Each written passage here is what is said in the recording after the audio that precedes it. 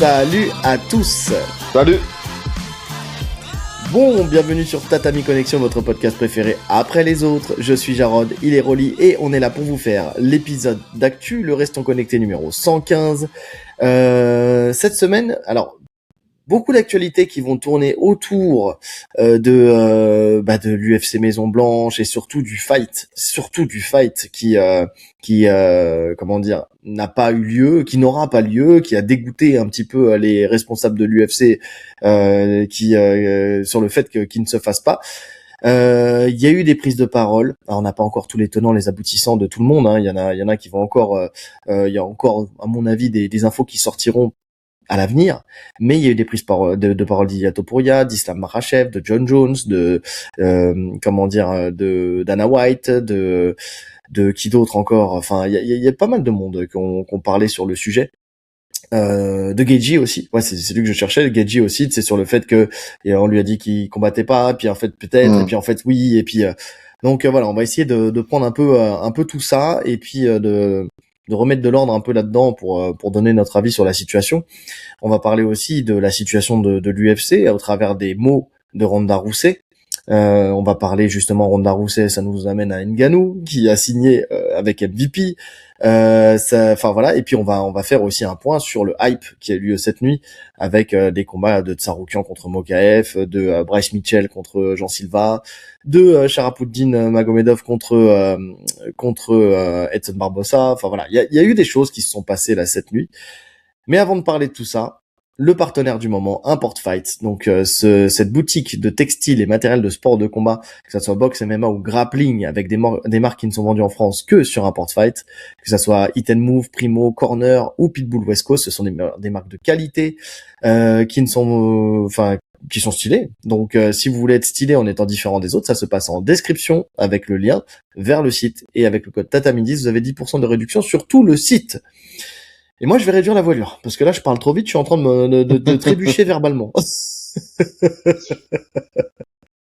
Calme-toi. Je le vois à tes yeux. Ah, je suis Ah, même je te pas jure, fatigué, je suis déconnecté, là. Et ben, on est deux. Et donc, c'est pour ça, tu sais, j'ai l'impression que mes mots veulent sortir plus vite que ma bouche peut les sortir. Donc, on va redescendre. Allez, c'est Arte, c'est la nuit, c'est France Inter. On va parler avec un peu plus de volupté et de calme. On va commencer avec Ilia Topuria qui tacle Islam Makhachev et la réponse de ce dernier. Donc la carte de la Maison Blanche est sortie et Ilia Topuria sera opposé à Justin Gaethje. Les questions en tout cas, comme je l'ai dit tout à l'heure, sont autour du combat qui a été annulé. Une des possibilités, c'était Ilia Topuria contre Islam Makhachev, on l'a dit. Et donc, Ilia Topuria a fait une sortie en disant, encore une fois, Islam trouve une excuse. Cette fois-ci, c'est une blessure. Parce qu'on va le dire, en fait, pourquoi il n'y a pas de combat entre les deux, c'est parce que Islam Makhachev aurait dit qu'il était blessé à la main et qu'il ne serait pas apte à combattre, justement, sur cette UFC Maison Blanche. Il dit, j'ai toujours su que je ferais partie de l'événement de la Maison Blanche, même quand l'UFC m'a dit à un moment qu'il ne comptait pas sur moi sur cette carte. Je savais que ça faisait partie des négociations. Quand ils m'ont finalement confirmé que j'y serais, ils m'ont mentionné Islam et j'ai accepté le combat sans hésiter une seconde. Même si le combat n'était pas encore officiellement annoncé, la carte de la Maison Blanche devait être dévoilée le lendemain. Et quand je me suis réveillé, j'ai appris que Islam était blessé et ensuite Justin Gaethje est apparu. Encore une fois, encore quelqu'un d'autre qui va payer pour la fuite d'Islam. Leur manager à tous les deux est une salope. Et de toute façon, on n'est pas monétisé. Et en plus, il est vraiment moche. C'est gratuit, quand même. Pauvre Ali Abdelaziz. Justin, rendez-vous à la Maison Blanche. Je ne suis pas quelqu'un qui humilie les gens. Ce sera rapide. Quand tu te réveilleras, tout sera déjà terminé. À ça, Islam Makhachev a répondu. Il a dit, on sait tous les deux qui a pris peur là-dedans. Tu peux essayer de cacher ta lâcheté avec tes tweets minables, mais ne t'inquiète pas. Un jour, tu auras ce que tu as demandé. Et ton manager au gros cul n'a pas besoin de réclamer des milliards pour m'affronter. On peut le faire gratuitement. Et le pauvre, dans cette histoire, les managers, je crois que c'est eux qui prennent Ouais, le plus cher. de ouf. Ils ont rien demandé, les gars. Ensuite, il y a Geiji qui a dit il y a 2 jours, j'ai reçu un appel. Donc, tu combats définitivement pas à la Maison Blanche. Donc, j'étais genre, ok, cool. Hier, nouvel appel. Tu pourras peut-être y être. Comment passer de tout non, pardon. Comment passer de tout en rien comme ça. Aujourd'hui, j'apprends que j'y suis. Je ne savais même pas si c'était le main event. Tout bouge tout le temps pour ces cartes-là. Une journée de travail comme les autres. J'y étais il y a un mois. Je suis excité, je visualiserai l'ambiance quelques fois, mais ça ne change rien. Beaucoup de temps avant juin. Seul compte mon travail, ma discipline et ma préparation. Facile de me convaincre du danger. Ces dernières victoires, surtout les 3-4 dernières, sont des KO fous contre l'élite. C'est flippant, mais c'est ma vie de compétiteur. J'ai toujours voulu les plus gros combats, monter de catégorie pour affronter les meilleurs gars. J'ai hâte, même si même si je sais le sale boulot qui m'attend. Si je gagne, imaginez une seule seconde la seconde partie de ma carrière que je pourrais avoir, avec tout ce que j'ai traversé et la folie de ce sport. C'est De toute c'est vrai, façon, on il a raison. sait. Bah oui, Lui, il a raison, il bah oui, il profite a raison. Il a du rien à spot. perdre. Ah oui, Il a rien à perdre. Tout le monde il a attend même sa tout à défaite. gagner. T'as vu les cotes, comment elles sont démesurées. C'est vraiment pas du tout favori. Très loin de là. Donc oui, il a rien à perdre, Justin Gaethje. Finalement, lui, c'est tout bénef pour lui. Enfin, peut-être pas pour sa santé, mais en tout cas pour son compte en banque, ça va. Ouais, tu sais, il bafouille lui aussi, hein. Donc C'est vrai, il a depuis déjà longtemps. pris déjà trop de coups. Donc j'ai envie de te dire un peu plus, un peu moins, c'est pas grave. En plus, comme il l'a dit, hein, c'est pas Topuria, ça va pas être du dégât sur du long terme. C'est Ouais. Topuria qui le dit lui-même, ça va être clean, ça va être net. Allez, merci, bonsoir. Il va se réveiller comme s'il avait passé il avait fait une bonne petite sieste.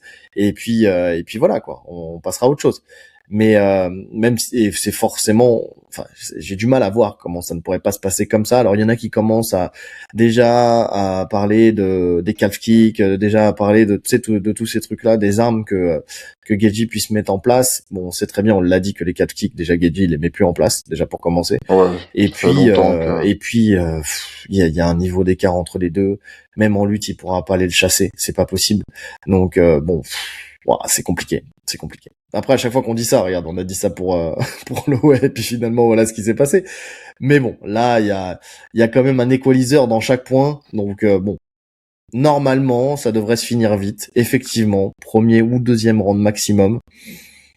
Et puis, on devrait finir une soirée clôturer la soirée Freedom 250 comme ça, normalement.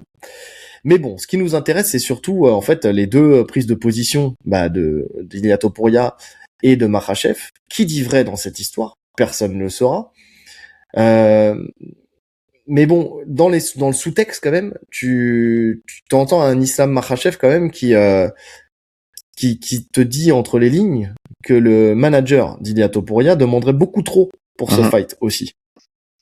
Ce qui Tout est ne, une histoire d'argent à bah, chaque ce fois. qui ne m'étonne pas, hein. De toute façon, sur ce genre d'événement, il y avait eu les mêmes problèmes sur l'UFC 300 où finalement c'est difficile, tu vois, de mettre des têtes d'affiche sur ce genre d'événement parce que ils veulent profiter de l'occasion pour grossir le compte en banque. Donc ils négocient à la mort.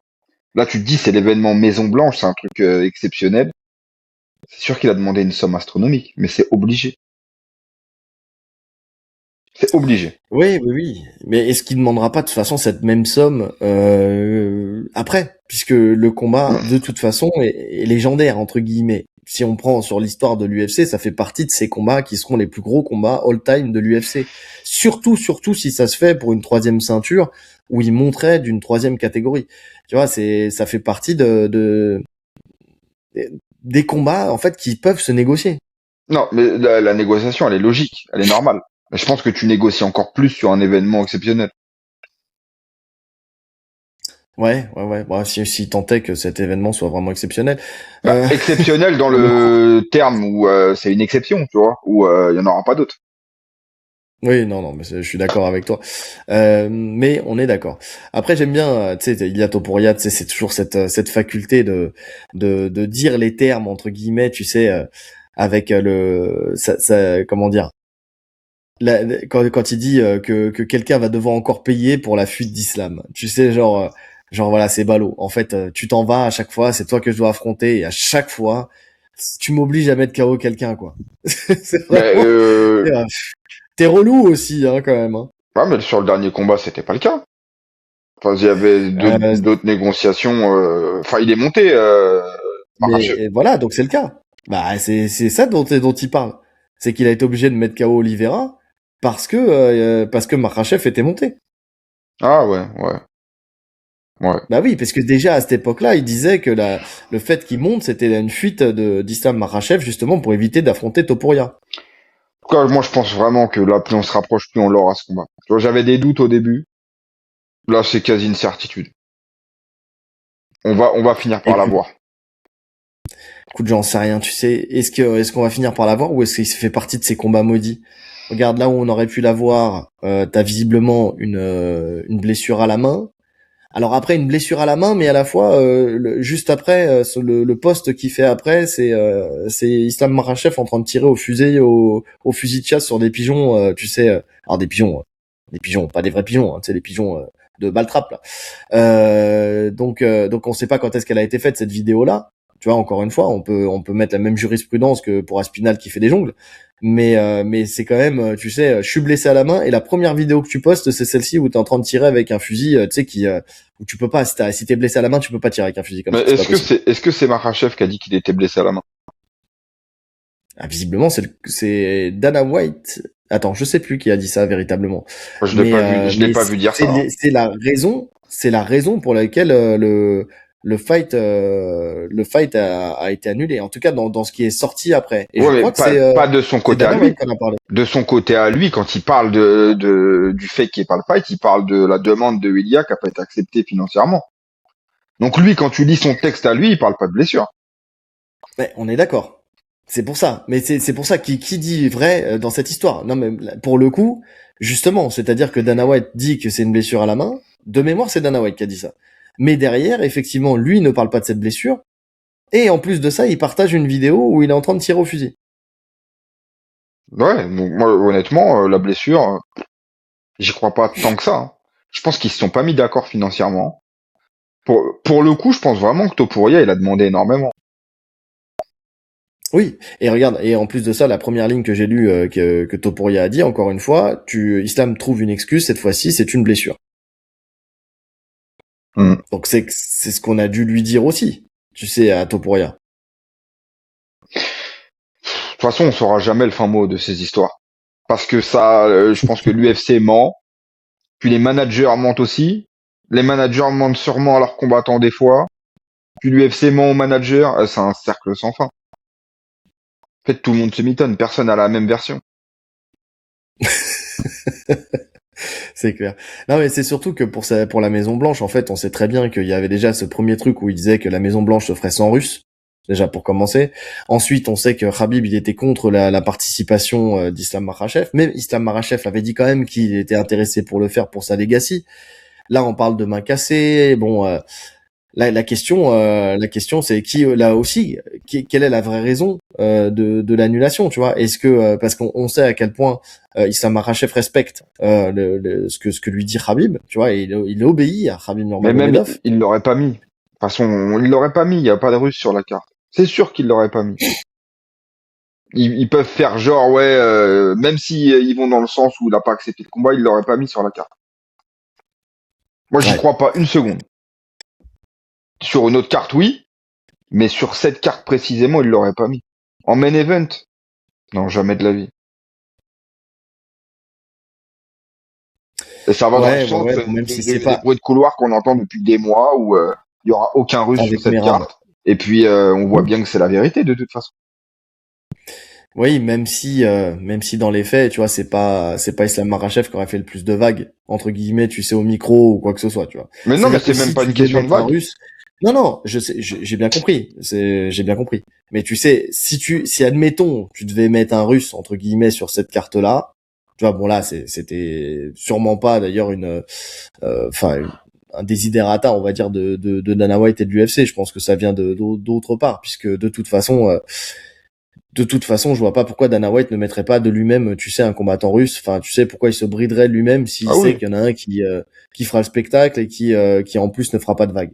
Tu vois, que tu mettes pas un Khamzat Chimaev, je comprends parce que le mec, tu sais qu'il peut vriller au micro en sortie de fight. Donc lui, tu le mets pas. Par contre, un Islam Makhachev, je pense que ça serait plutôt consensuel. Je pense que si tu leur dis, bon, écoutez, on y va mollo, tu vois, je pense que de toute façon, Bah, de il toute serait quand façon, même, ils je sont serais toujours, enfin, en se féliciter. il y a jamais de débordement. Et même, tu veux être encore plus soft, t'aurais mis Petroyan contre Sean O'Malley, qui était dans la logique, puisqu'ils en parlaient déjà. Mais non, c'est une réalité. Pas de russe sur cette carte. Donc en fait, les Ouais. négociations, c'est des négociations bidons. Là, on parle d'un combat qui n'aurait jamais eu lieu de toute façon sur cette carte. Ouais, je suis d'accord. En plus de ça, je pense qu'il fallait quand même qu'on réunifie les ceintures. Donc c'était l'occasion entre l'intérimaire et l'incontesté. Et puis surtout, je pense que il fallait qu'il y ait quand même une défense de titre avant de voir la montée de Makhachev, enfin de d'Ilia Topuria pour affronter Makhachev, pour Makhachev dans sa KT. Et là, visiblement, ce qui se dessinerait, ça serait Morales Ouais, et pas Yann Gary. ouais. Parce que il a tweeté dans ce sens et puis ouais, c'est un peu ce qui se dessine là ces derniers temps là sur le fait que ça sera lui le C'est prochain adversaire de C'est Morales qui a tweeté dans ce sens. Donc Oui, ouais, c'est ouais, lui qui a bah tweeté dans ce après, sens. tu sais ça, malheureusement aussi, quand un combattant il tweet un truc qui c'est pas confirmé, peut-être qu'il fait du forcing aussi, tu vois. Oui, ouais, Ça mais bon. signifie rien. Ça signifie rien, mais sur le papier, de toute façon, le combat reste intéressant parce que le gabarit de Morales, il est monstrueux. Donc déjà, il y aura cette épreuve physique. Là, il va prendre sûrement ce qui se fait de plus gros en 77. Je pense que Hmm. c'est le plus gros de la KT. Hein. Euh, Ceinture noire de ouais, judo, ouais. euh, un KO punch de Power. fou. Ouais. Mais bon, il y a des inconnus sur son niveau. Il y a encore trop d'inconnus.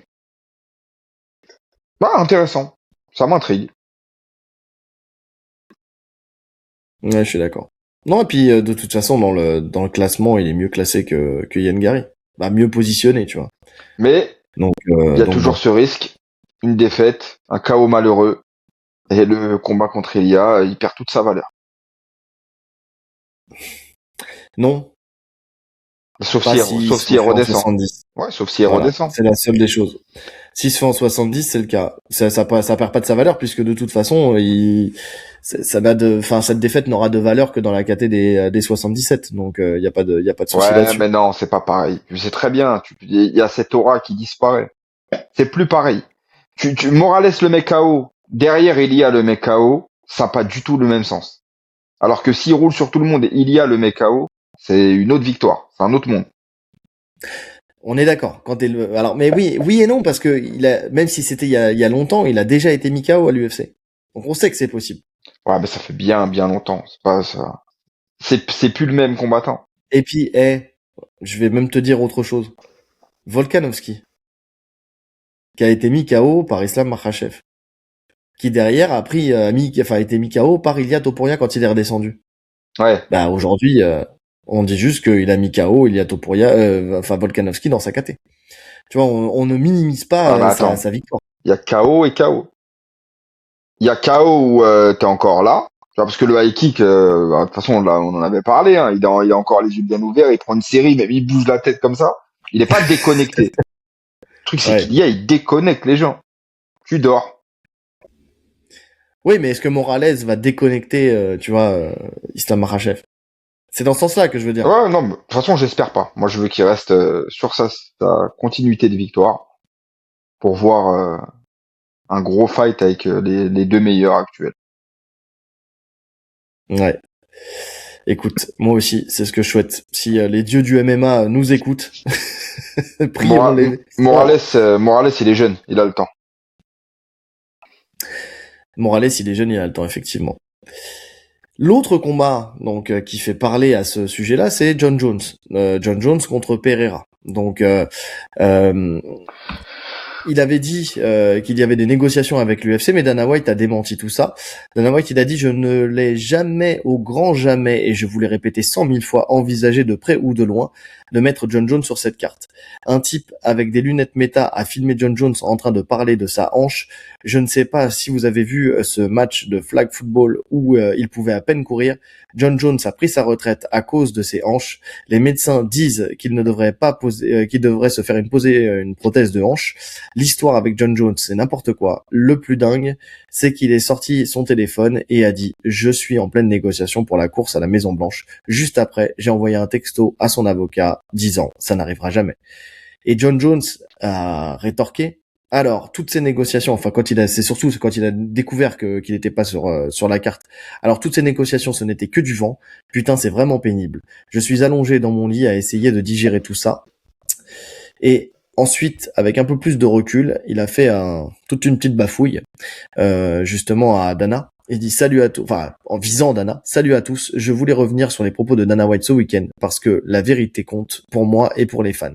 Dana, tu étais énervé à propos du fait que je ne sois pas sur la carte de la Maison Blanche, mais clarifions les choses. Mon équipe et moi étions effectivement en train de négocier ce combat avec l'UFC, de vraies négociations.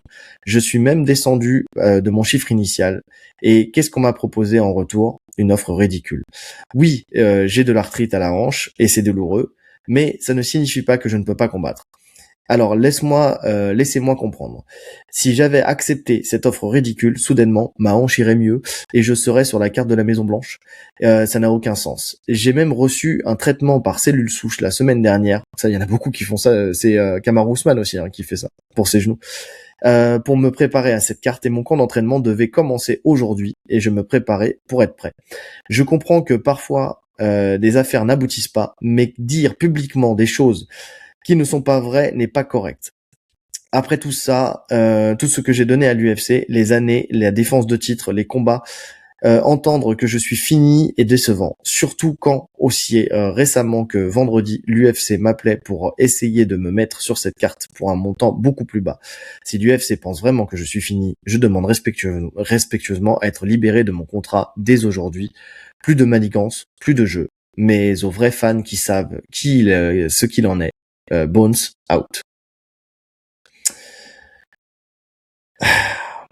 C'est compliqué parce que, encore une fois, les deux sont pas connus pour leur honnêteté, donc difficile. Difficile. Je pense que il y a une part de vrai dans les deux. Ça veut dire que je pense que Dana ment dans le sens où oui, il y avait des négociations avec Jones. Je pense que vraiment il y avait des négociations. Maintenant, là où il ment pas, c'est que je pense qu'il le voulait pas vraiment. Parce que la preuve, c'est en fait la réponse, elle est dans la proposition qu'ils lui ont fait. Si c'est vraiment une proposition ridicule, il savait très bien qu'il allait dire non. Donc en fait, il le voulait pas. Ils l'ont fait pour la forme. Ils se sont dit tant mieux, tu vois. S'il accepte un truc ridicule parce que vraiment il veut combattre à la Maison Blanche et tout, c'est tout bénef pour nous. Mais s'il dit non, il dit non, on s'en fout. Ouais, mais visiblement, il a pas refusé ces négociations. Si on se fie à ce qu'il a dit. Bah Tu sais, si. non, on lui a parlé d'une offre ridicule, mais visiblement, il était encore dans les négociations à ce moment-là. Donc, ça veut dire que quand t'es encore dans les négociations, t'as pas dit non, un non ferme et définitif. Ça veut dire que t'as fait une contre-proposition. C'est dans Oui, la négociation, de toute façon, dans toute négociation, c'est toujours ça. Je fais une proposition, tu me fais une contre-proposition, et après, on essaie de trouver un terrain d'entente entre les deux, ou alors il y en a un qui craque sur ses positions. oui, Tu mais vois, c'est ça. si eux n'ont pas répondu à sa contre-proposition, la contre-proposition, ça veut dire qu'ils le voulaient pas. Enfin, Ah, c'est comme on dit, qui ne dit oui consent, tu sais. Mais oui, non, je suis d'accord avec toi. Non, mais on est d'accord. Mais il n'empêche que je peux comprendre sa frustration à partir du moment où il n'y a pas eu tu sais, un non ferme et définitif de l'UFC qui a dit: écoute, voilà, c'est ça ou rien. Et si c'est non, eh ben on arrête. Tu vois, s'il estime que les négociations elles étaient encore en cours, tu vois, je peux comprendre sa frustration. Le tu fait sais, d'apprendre que c'est Pereira contre Gann. il y a un moyen super simple pour prouver la véracité de ces trucs-là, c'est montrer les messages. Il a dit qu'il voulait les montrer.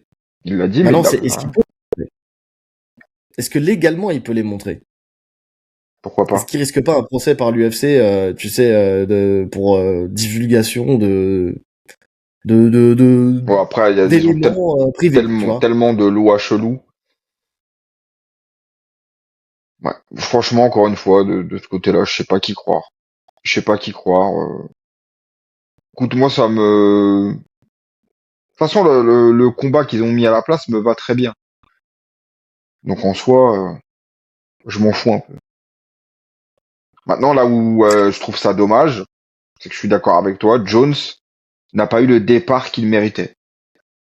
Donc, j'aurais C'est voulu ça. le voir une dernière fois dans la cage de l'UFC. Là, c'était l'événement parfait pour qu'il pose les gants en bonne et due forme. Maintenant, la libération de son contrat, il peut rêver, hein. Ah, là, il peut rêver, ce qui est bien dommage, hein, parce que de toute façon, ça aussi, c'est un truc qu'il faudrait que les mecs se battent un peu plus fort pour casser un peu ce genre de contrat, parce que pourquoi être, enfin, tu sais, être une retraite, l'UFC va pas lui proposer d'autres fights, et normalement, ils sont dans l'obligation de proposer des fights, Mais non, s'il est parce à que la sinon, ce qu'il retraite. faut Non, faire, c'est, c'est lui qui a dit qu'il était à la retraite. oui, c'est vrai, je suis d'accord. Oui, mais s'il voulait, en fait, je pense que il dit qu'il est à la retraite, mais si, je pense que s'il voulait quand même se libérer de son fight, il pourrait faire comme a fait un Diaz en son temps, tu sais, et puis aller au bout de son contrat, et puis finir les fights qu'il a à finir, tu vois. Maintenant, la question, c'est est-ce que l'UFC va lui proposer des fights? Regarde Conor McGregor.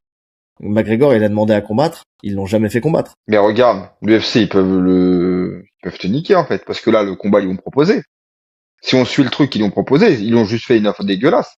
Mais ils ont le droit de faire l'offre qu'ils veulent. Mais légalement, ils t'ont proposé un combat. C'est toi qui as dit non. Ben visiblement, il a pas dit non. En tout cas, ils se sont pas trouvés Ils ont d'accord stoppé sur les le. négociations. Ils ont stoppé les négociations. Bon, c'est du détail. Enfin, de ce que je comprends en tout cas, ils ont stoppé les négociations unilatéralement. Tu vois, c'est pas un commun d'accord. Donc, on sait très bien. C'est pour le coup, c'est jouer sur les mots et c'est jouer sur les termes pour dire on va te niquer, mais en vrai, c'est comme ça et tu t'as rien à, tu vois, c'est comme ça. Finalement, aujourd'hui, t'as beau avoir tout donné à cette organisation, en fait, t'auras jamais de retour d'ascenseur à l'instant T. Ce qui était le cas à l'époque, aujourd'hui, t'as plus ça. Aujourd'hui, on ne fait plus de retour d'ascenseur. C'est fini. Donc, pour le coup, ils sont en train de lancer une image de merde, franchement, sur le fait de signer dans cette organisation-là. Quand même, quand tu regardes bien, avec le temps, tu te demandes si ça vaut le coup de signer dans cette organisation-là, parce que même quand t'es plus gros star, tu ne les respectes pas à ce point-là. Tu sais, à partir de ce moment-là, je comprends pas qui décemment pourrait signer dans cette organisation, en tout cas sur du long terme, en espérant faire une carrière suffisamment longue à l'UFC. Franchement, c'est de pire en pire cette organisation. Franchement, je suis très souvent contre l'UFC. Là, en fait, je peux pas parler parce que je sais pas qui foire les négos. Je sais pas. Je sais pas ce qu'il demande Jones. Je sais pas, il exige Non quoi. mais Je sais pas. Parce que on c'est voit pas quand avec tout même, le tu monde. sais, Non, non, il y a quand même des non, combattants. Tu sens des anciens ah, qui sont pas qui, maltraités. En tout cas, ils se plaignent pas. Tu vois, les mecs ne se qui, plaignent pas. Les Volca, les qui, mecs comme ça, ils sont là. Tu vois, ils sont mais contents d'être Volka là. parce que c'est un bon compagnie main. Le mec, il est là, il se plaint, mais il se plaint à demi-mot. Quand il a affronté Diego Lopez la deuxième fois, là, il est arrivé, il a dit ouais, bon, ok, d'accord, mais la prochaine fois, s'il vous plaît, mettez un peu de sportif là-dedans, quoi. Tu vois. Mais il se plaint pas. Ça, il s'en Et fout. puis Il en parle, c'est tout. Volka, Volka, c'est pas John Jones ou c'est pas comment Connor. Tu vois, c'est pas des gens qui ont rapporté. Il a pas rapporté autant d'argent que les deux autres. Tu vois, à Sur l'organisation. ça, je suis Il a d'accord. pas Mais encore une fois, il c'est a pas. pas monté l'organisation à ce niveau de starification parce qu'aujourd'hui, si l'UFC se vend à 7 milliards 7 à la Paramount, c'est grâce à ces profils-là. C'est pas grâce à des. Alors Volka, il est fort là-dessus. Nous, en tant que puristes, ok. Mais on va pas se mentir. C'est pas le mec. C'est pas la star, tu sais, qui est suivie par le peuple. Mais ça, c'est sûr. Mais encore une fois, il est bien plus gérable que des mecs qui font des caprices de ouf. Tu vois, un Connor, je pense qu'il Mais est ingérable. C'est normal qu'au bout d'un moment, tu veux pas le faire croquer. Tu l'as déjà mais bien t'es fait croquer, gérable. c'est bon. Fin. T'es gérable quand tu dis rien. C'est toujours facile de gérer des gens qui disent rien. Tu sais, un Pereira, il est très gérable. Le mec, tu lui dis tu combats là, il te dit oui. Ok. C'est facile de gérer des mecs comme ça. Mais tu combats pourtant, hein. Ouais, d'accord, ok. C'est en fait il y a un moment quand t'atteins un certain stade, un certain niveau, une certaine aura, c'est normal que tu sois payé à ta juste valeur. Tu vois, qu'on te donne un salaire suffisant pour combattre. C'est un Pereira, ça fait 3 jours et demi, il est dans l'organisation. Alors certes, c'est une grande star. Aujourd'hui, c'est devenu une star de l'organisation, mais il a pas cette aura non plus que d'un John Jones ou ou d'un Connor. Tu Mais vois, ou d'un Connor, il y a jamais eu de problème, il y a jamais eu de problème de salaire. Moi, quand je te parle ingérable, je te parle pas par rapport à ses demandes financières. Je te parle de lui. Non, Le mais là, je te problème, parle pas c'est de lui. Moi, lui. je te parle pas de lui. Je parle pas de l'extra scolaire. Je te parle de dans l'organisation. Quand Connor, il est revenu, qui s'était remis la tête à l'endroit, machin et tout ça, qui parlait de combattre 3 fois par an. Tu vois. Et ben à ce moment-là, ils lui ont pas non plus autorisé à combattre. À Non. chaque fois, ils étaient là. Ah oui, mais tu sais, dans les trucs, c'était oui, je dois combattre. Et puis finalement, non, ça foire. Non, parce qu'en fait, on disait oui, c'est parce qu'en fait, ils attendent le moment où ils vont maximiser les revenus sur lui. Oui, d'accord, ok. Mais au final, il veut combattre. Oui, mais en fait, on va décaler d'autant. Tu vois. Et en fait, finalement, on l'a jamais vu revenir véritablement. John Jones, ok, ils lui ont fait ce passe droit avec Miocic. Ok, ça là-dessus, il y a pas de souci. Ça, c'est vrai. Ils lui ont fait un passe droit sur Miocic. Mais au final, tu te rends compte quand même que c'est compliqué à un certain moment. Tu sais, t'arrives à la fin de ta carrière, t'es une immense star, tu demandes juste un peu plus d'oseille, parce que c'est vraiment ça le problème. Hein. Là, pour le coup, c'est pas les à côté. Hein. L'UFC, ils s'en foutent là des à côté. C'est juste qu'ils veulent pas lâcher l'oseille. C'est juste ça. Et quand tu sais, quand il commence à te dire oui, on lui a accordé 30 millions pour combattre contre Aspinal, et ben des fois tu peux te dire j'en doute. Parce que regarde, la preuve, c'est que là, tu vois, il lui faut une offre dérisoire. Et comme disait Thomas Aspinal, parce que justement il a pris la parole, pour lui, il trouve que c'est que le traitement de l'UFC. Alors, on va mettre un disclaimer. Il est Ouais. en guerre contre l'UFC. On est d'accord. Ça va paraître fou pour beaucoup de monde, mais pourquoi l'UFC ne donne pas à John Jones le respect financier qu'il mérite? C'est dingue. Si quelqu'un doit grassement être payé dans ce sport, c'est John Jones pour tout ce qu'il a accompli. Et je le dis malgré notre passif. Ils lui ont offert 30 millions de dollars pour m'affronter, alors pourquoi pas le refaire? Il parle de Conor McGregor et de John Jones, ceux qui rapportent des revenus depuis plus de 10 ans. Ils méritent d'être payés à leur juste valeur, à mon avis. Tu vois, il a raison quand il dit ça. Quand tu vois que l'UFC se gave d'argent année après année, ils font des revenus et des recettes toujours plus grosses que alors certes ils payent 15 millions pour un no name là en boxe anglaise, mais c'est pas l'UFC à proprement dit, c'est justement des Hmm. investisseurs, tu sais, côté boxe qui payent ce tarif là. Mais t'as la WWE, ils sont, tu sais, sous TKO, la WWE, t'as des catcheurs qui sont payés des millions. En boxe, il y a des mecs qui vont être payés des millions. Et l'UFC, il continue à gagner des pacotilles. Il Mais y j'ai a un l'impression moment, qu'à chaque podcast, on parle de la même chose. Ça a toujours été comme ça. Il y a rien de nouveau, en fait. mais on s'en fout que ça soit rien de nouveau. En fait, il y a juste un moment où il faut que ça change. Mais ça C'est changera pas parce pas. que c'est rien de nouveau. Mais ça Bah, c'est un changera pas. problème.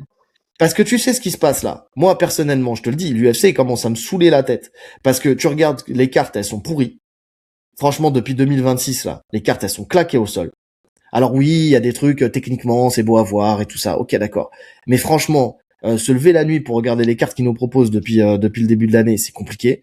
Là, ils nous font un UFC Maison Blanche qui nous vendent comme l'UFC le truc de ouf, tu sais, où attention, on vous donne les cartes en février, et puis en fait, non, on attend un petit peu, et puis en fait, ça sera le truc le plus gros que vous avez jamais vu. Et puis au final, shit, c'est de la merde. C'est Si on n'a KO. pas un Cyril Gann, c'est de la grosse merde. Tu te rends compte que les gros fights, ils ne viennent pas, ils ne viennent toujours pas, et tu te rends compte qu'il y a de plus en plus de combattants de l'UFC qui se plaignent de leurs revenus. Max Holloway, il a encore pris la parole pour dire comme quoi c'était de la merde les revenus. Enfin, là, il y a Thomas Spinal qui parle de ça, mais parce que lui aussi, il va vouloir renégocier son contrat. On en parlera tout à l'heure parce qu'il a changé de manager. Mais, en tout cas, quoi qu'il arrive, on arrive à une croisée des chemins où, à un moment, tu peux pas avoir signé un contrat à 7 milliards 7 sur 7 ans. Je sais pas si les gens se rendent compte ce que c'est que d'un milliard de dollars et continuer à payer des mecs 500 000 300 000, 150 000, et pour un main event, pour une ceinture, on va te payer royalement 3 millions d'euros, 3 millions de dollars. C'est pas entendable. Surtout qu'il y a plus de points pay-per-view, donc tu peux plus négocier tes points pay-per-view, donc tu peux même plus capitaliser sur ta propre image. Aujourd'hui, je suis désolé, mais quand tu vois Jake Paul et MVP, là, qui sont en train de sortir le bout de leur nez, qui eux lâchent l'oseille, pour le coup, eh ben, crois-moi qu'il y en a qui vont réfléchir, et qui vont peut-être aller chercher ailleurs que l'UFC. Ça, on le dit depuis L'UFC, toujours. s'il continue comme ça, on en parlera tout à l'heure, mais s'il continue comme ça, il y a un moment, ils attireront plus les foules. Parce que là, c'est même plus, aujourd'hui, on parle même plus de niveau, de quoi que ce soit, là. C'est vraiment, pour le coup, ça peut changer. Ça peut vraiment changer. Je sais pas. Ça fait 20 ans qu'on dit ça. Ça fait 20 ans que l'herbe est censée être plus verte ailleurs et finalement, il y a aucun changement.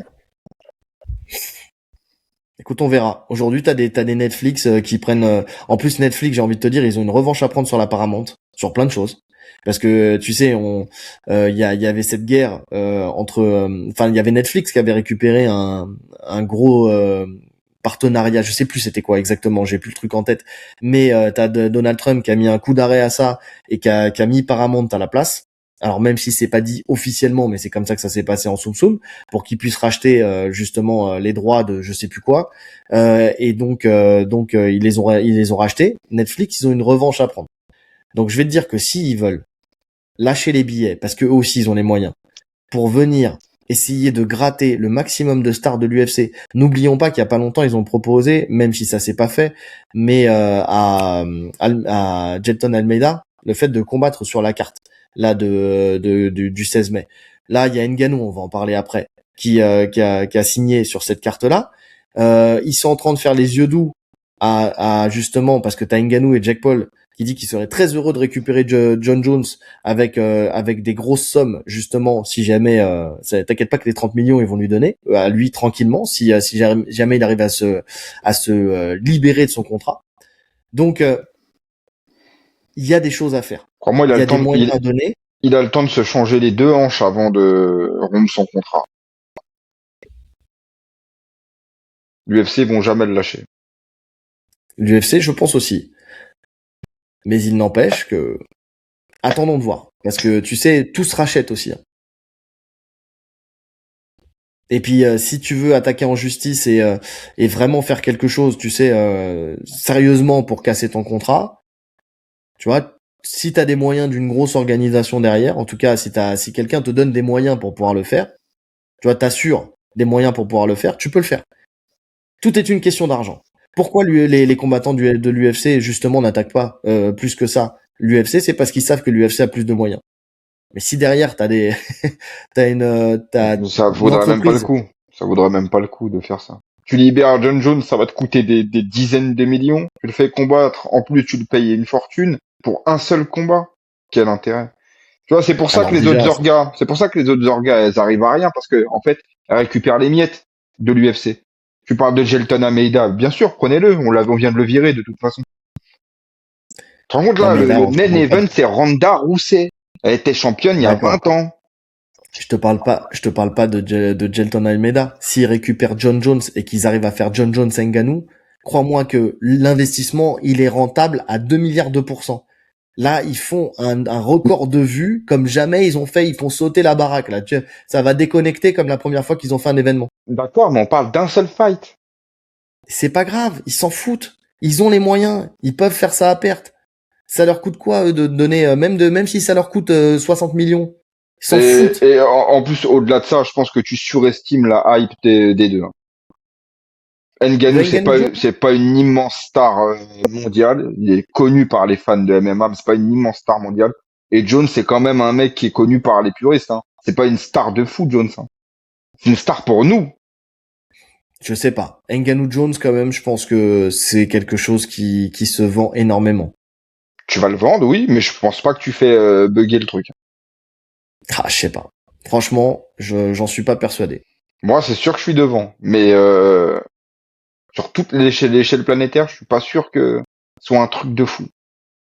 Ouais, vas-y, John Jones, il est appelé partout pour faire des interventions, pour faire des télé-réalités, pour faire des trucs comme ça. Il est pas appelé T'inquiète pas, partout, tout il le est monde appelé en sait qui est Russie. Jones. Non mais, il a fait le tour du monde pour faire des séminaires, pour faire des trucs. C'est une star, John Jones. Oui, des séminaires chez les fans, pas chez le grand public. Ah, écoute, je sais pas. Dites-nous en commentaire ce que vous en pensez. Moi, je pense qu'ils explosent les scores.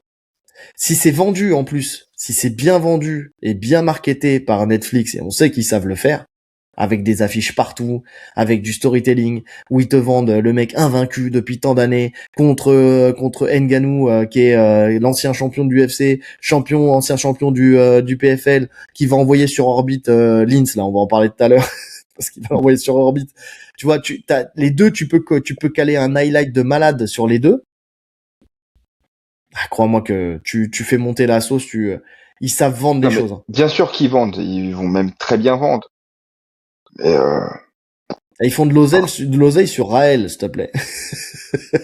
Ils arrivent à vendre des documentaires sur Raël. Donc, crois-moi que John Jones Ngannou, si tu peux pas le vendre, c'est que Netflix, il faut qu'il ferme boutique.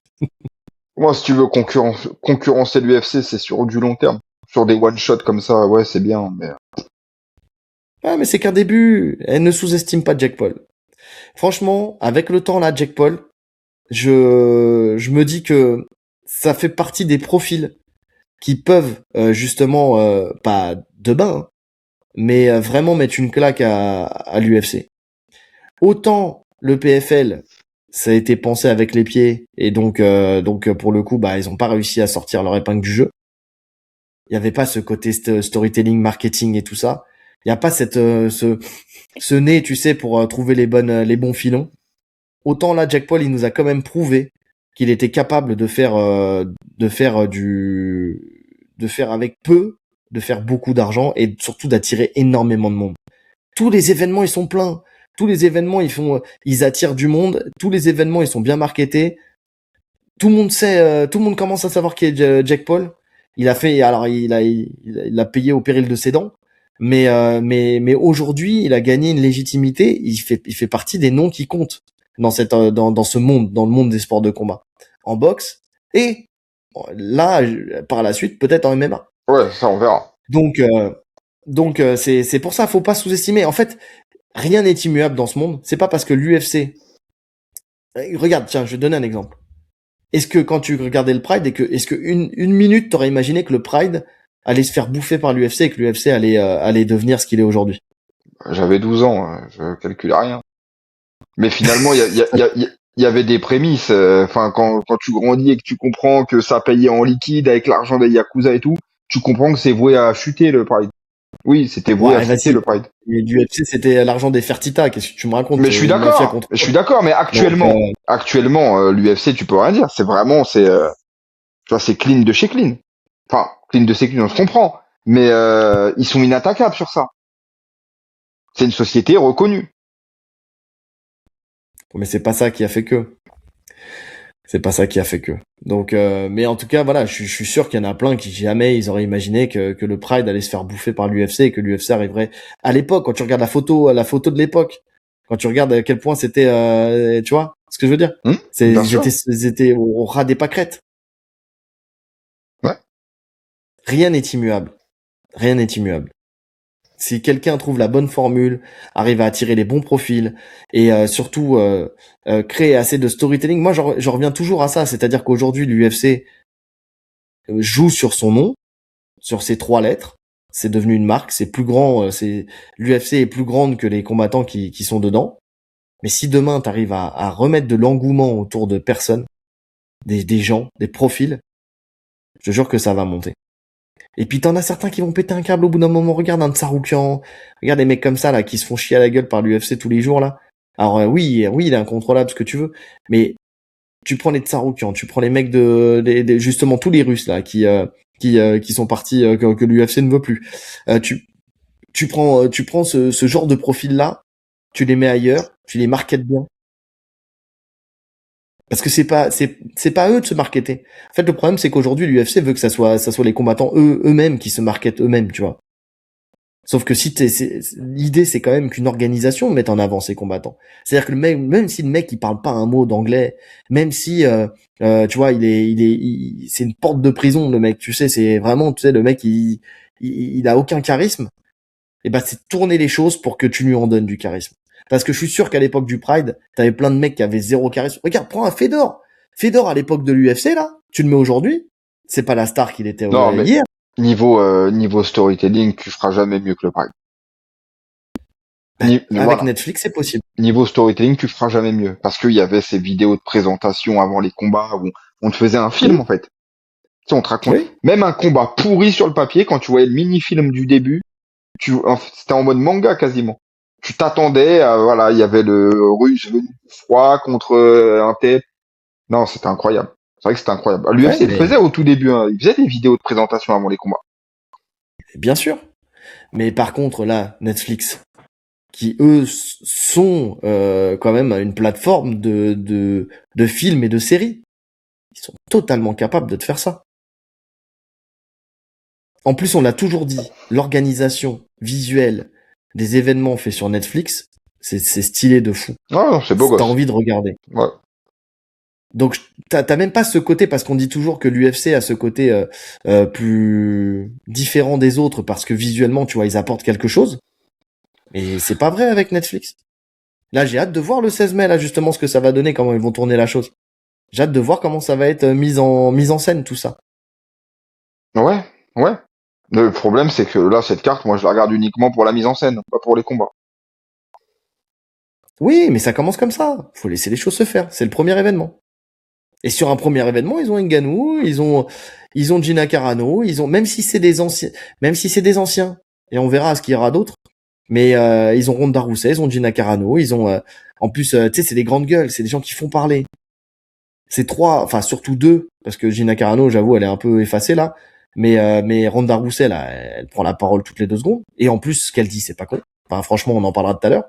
Et Ngannou aussi, tu vois, c'est quelqu'un qui sait aujourd'hui se vendre médiatiquement. C'est plus le Ngannou de l'époque Ouais. qui tapait des gens pour vivre. Maintenant, c'est quelqu'un qui sait se vendre. Donc c'est pour ça. En tout cas, avant de parler de tout ça, Aspinal. Parce que c'est ça le truc aussi, c'est que tu vois pourquoi j'aurais bien voulu voir un Pereira, tu vois.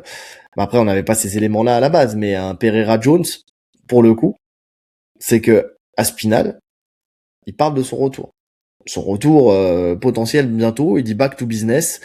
Il veut revenir le plus vite possible. Il attend juste l'accord des médecins. Dana White est heureux de son retour en plus, lui aussi, tu sais, la girouette. Il dit justement, il est toujours mon champion des poids lourds. La compagnie a parlé avec lui. Moi, je ne lui ai pas parlé directement, mais Tom et moi devons évidemment discuter. Lui et son père ont récemment dit qu'ils avaient la pression, que j'avais un peu dénigré sa blessure à l'œil, mais ce n'est absolument pas le cas. Mon œil. Tom Aspinall est un gars que je respecte. Il a été formidable depuis qu'il est ici. Jamais je n'ai remis en question sa blessure ou parlé négativement de ça. Ils ont pensé que je l'avais attaqué d'une certaine manière, ce qui est totalement faux. Je l'aime beaucoup et je le respecte. Bref. Ensuite, il s'est assis sur ses dires sur Tom Aspinall. Derrière, il se renoue une amitié avec Eddie Hearn, puisqu'il a signé avec Eddie Hearn, grand promoteur de boxe anglaise, ennemi juré de Dana White, surtout là avec Zuffa Boxing et tout ça. Il dit nous avons aucun problème avec Eddie. Il peut choisir qui il veut pour le représenter. Tito Ortiz représentait des combattants à l'époque et on a quand même réussi à travailler ensemble. Ça c'est pas faux. C'est vrai que businessment parlant, il peut s'asseoir sur ses différends avec quelqu'un.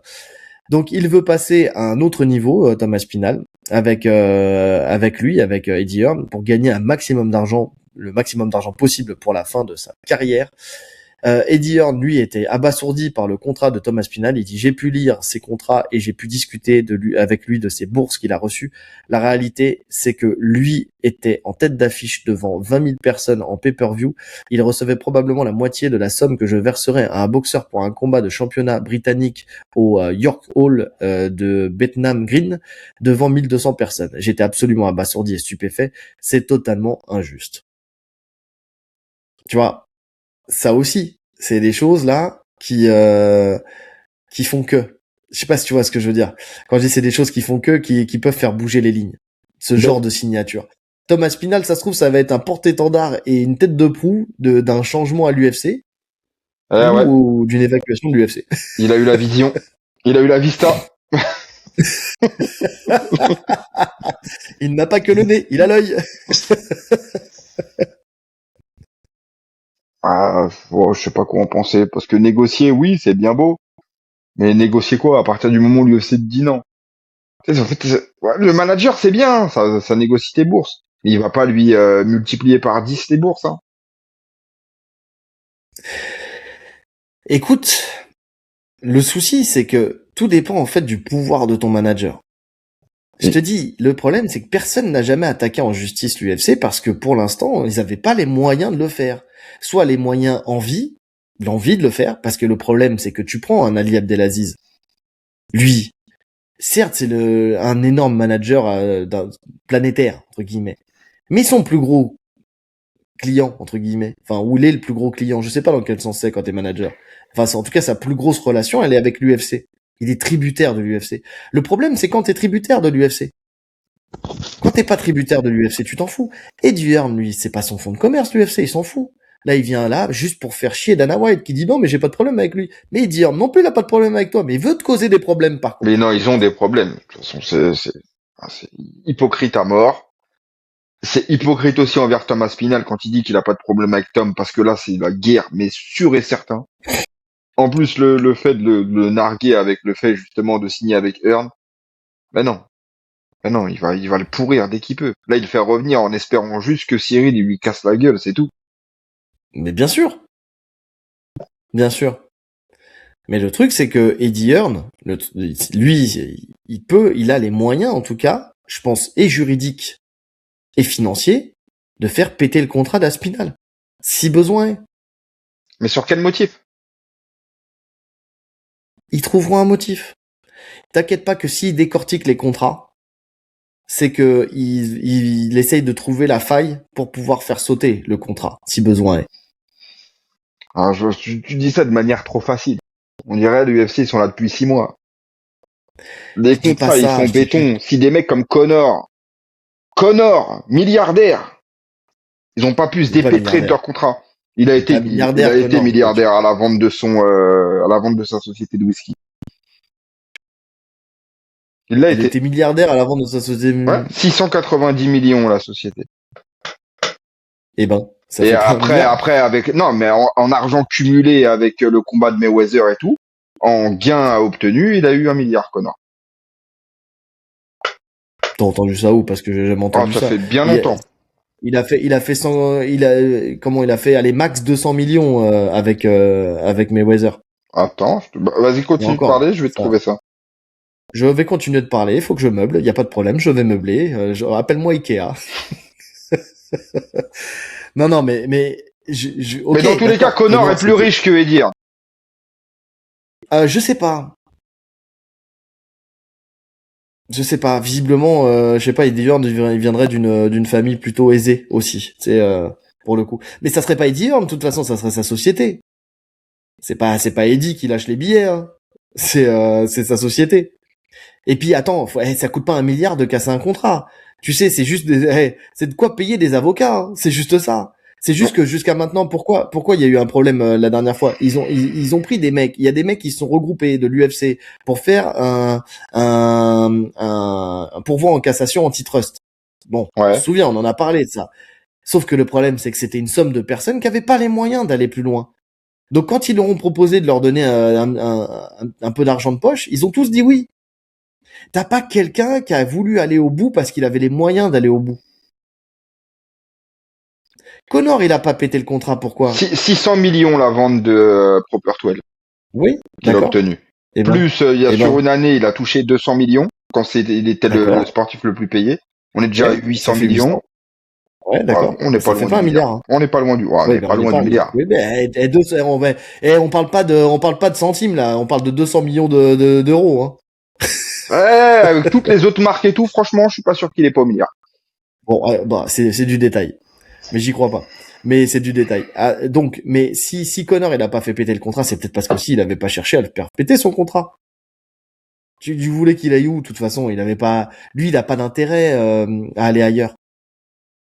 Il avait pas d'intérêt à aller ailleurs. Il était sur d'autres dossiers. Si, Thomas si, Spinal, il a pas il aurait d'entreprise, il pu a pas de combattre en anglaise. recrutement. Il aurait pu combattre en anglaise, Connor. Oui, mais ça enfin, je suis pas sûr. Il a jamais fait part du fait qu'il voulait combattre en anglaise, Connor. Véritablement. Il a fait son fight contre comment, merde, on en a Mayweather. parlé tout à l'heure, Mayweather. Si, à un moment, il parlait un peu de Pacquiao, mais vite fait. Mais ça s'arrêtait là. Il a jamais dit qu'il voulait faire carrière en anglaise. Tu vois. Thomas Spinal, il a dit qu'il voulait faire carrière en anglaise après. Ça, la différence. Mais tant mieux pour l'UFC s'il fait carrière en anglaise. Il va se faire rouster en anglaise, de toute façon. On est d'accord. C'est pas le Mais problème. ce qui va se Mais tu vois, passer, c'est que s'il perd son combat contre Gann, je suis sûr il le cut. Par rapport à tout ce qui s'est passé. Ils vont le virer. Le contrat, lui, pour le coup, ils vont lui couper son contrat. il ira MVP. Il ira combattre pour Jack Paul. Ouais, pourquoi pas. Mais encore une fois, tu récupères les restes. On l'a viré, prends-le. Au début. Puis après, tu trouves des nouvelles personnes. En fait, tu trouves des noms et après, tu fais monter des nouvelles personnes. Mais bon, après, voilà. Mais quoi qu'il arrive, en tout cas, pour le coup, tu vois, ça, c'est le genre c'est le genre de signature, là, qui sont des cailloux dans la chaussure de l'UFC. Parce que, bon, Jab Life, que j'écoute de temps en temps, t'as quand même Aldric Cassata qui dit qu'il est sur un groupe de managers, parce qu'il est manager, et qu'il y a quand même une révolte en secret, en soum-soum, tu sais, des managers qui là haussent le ton au fur et à mesure du temps. Donc il y a quand même un truc, il y a quelque chose qui se passe là à bas bruit et qui est en train de remonter sur les salaires, sur les négociations. Les managers sont pas d'accord, sont vraiment pas contents de la manière dont ça négocie à l'UFC en ce moment. Plus le fait que les gens sont pas payés, plus le fait que là il y a il y a des Eddie Hearn qui rentrent en ligne de compte, des Thomas Spinal qui veulent mettre des coups de pied dans la fourmilière, des John Jones qui parlent de se faire libérer de leur contrat. Tu sais. Ça plus ça, quand tu cumules tout ça, tu te retrouves en fait avec des gros stars qui peuvent un jour dire OK, on s'allie. Mais cette fois-ci, c'est pas les petits gars de l'UFC qui s'allient. C'est les grosses têtes de l'UFC qui s'allient contre l'UFC. Et là, c'est autre chose. Espérons.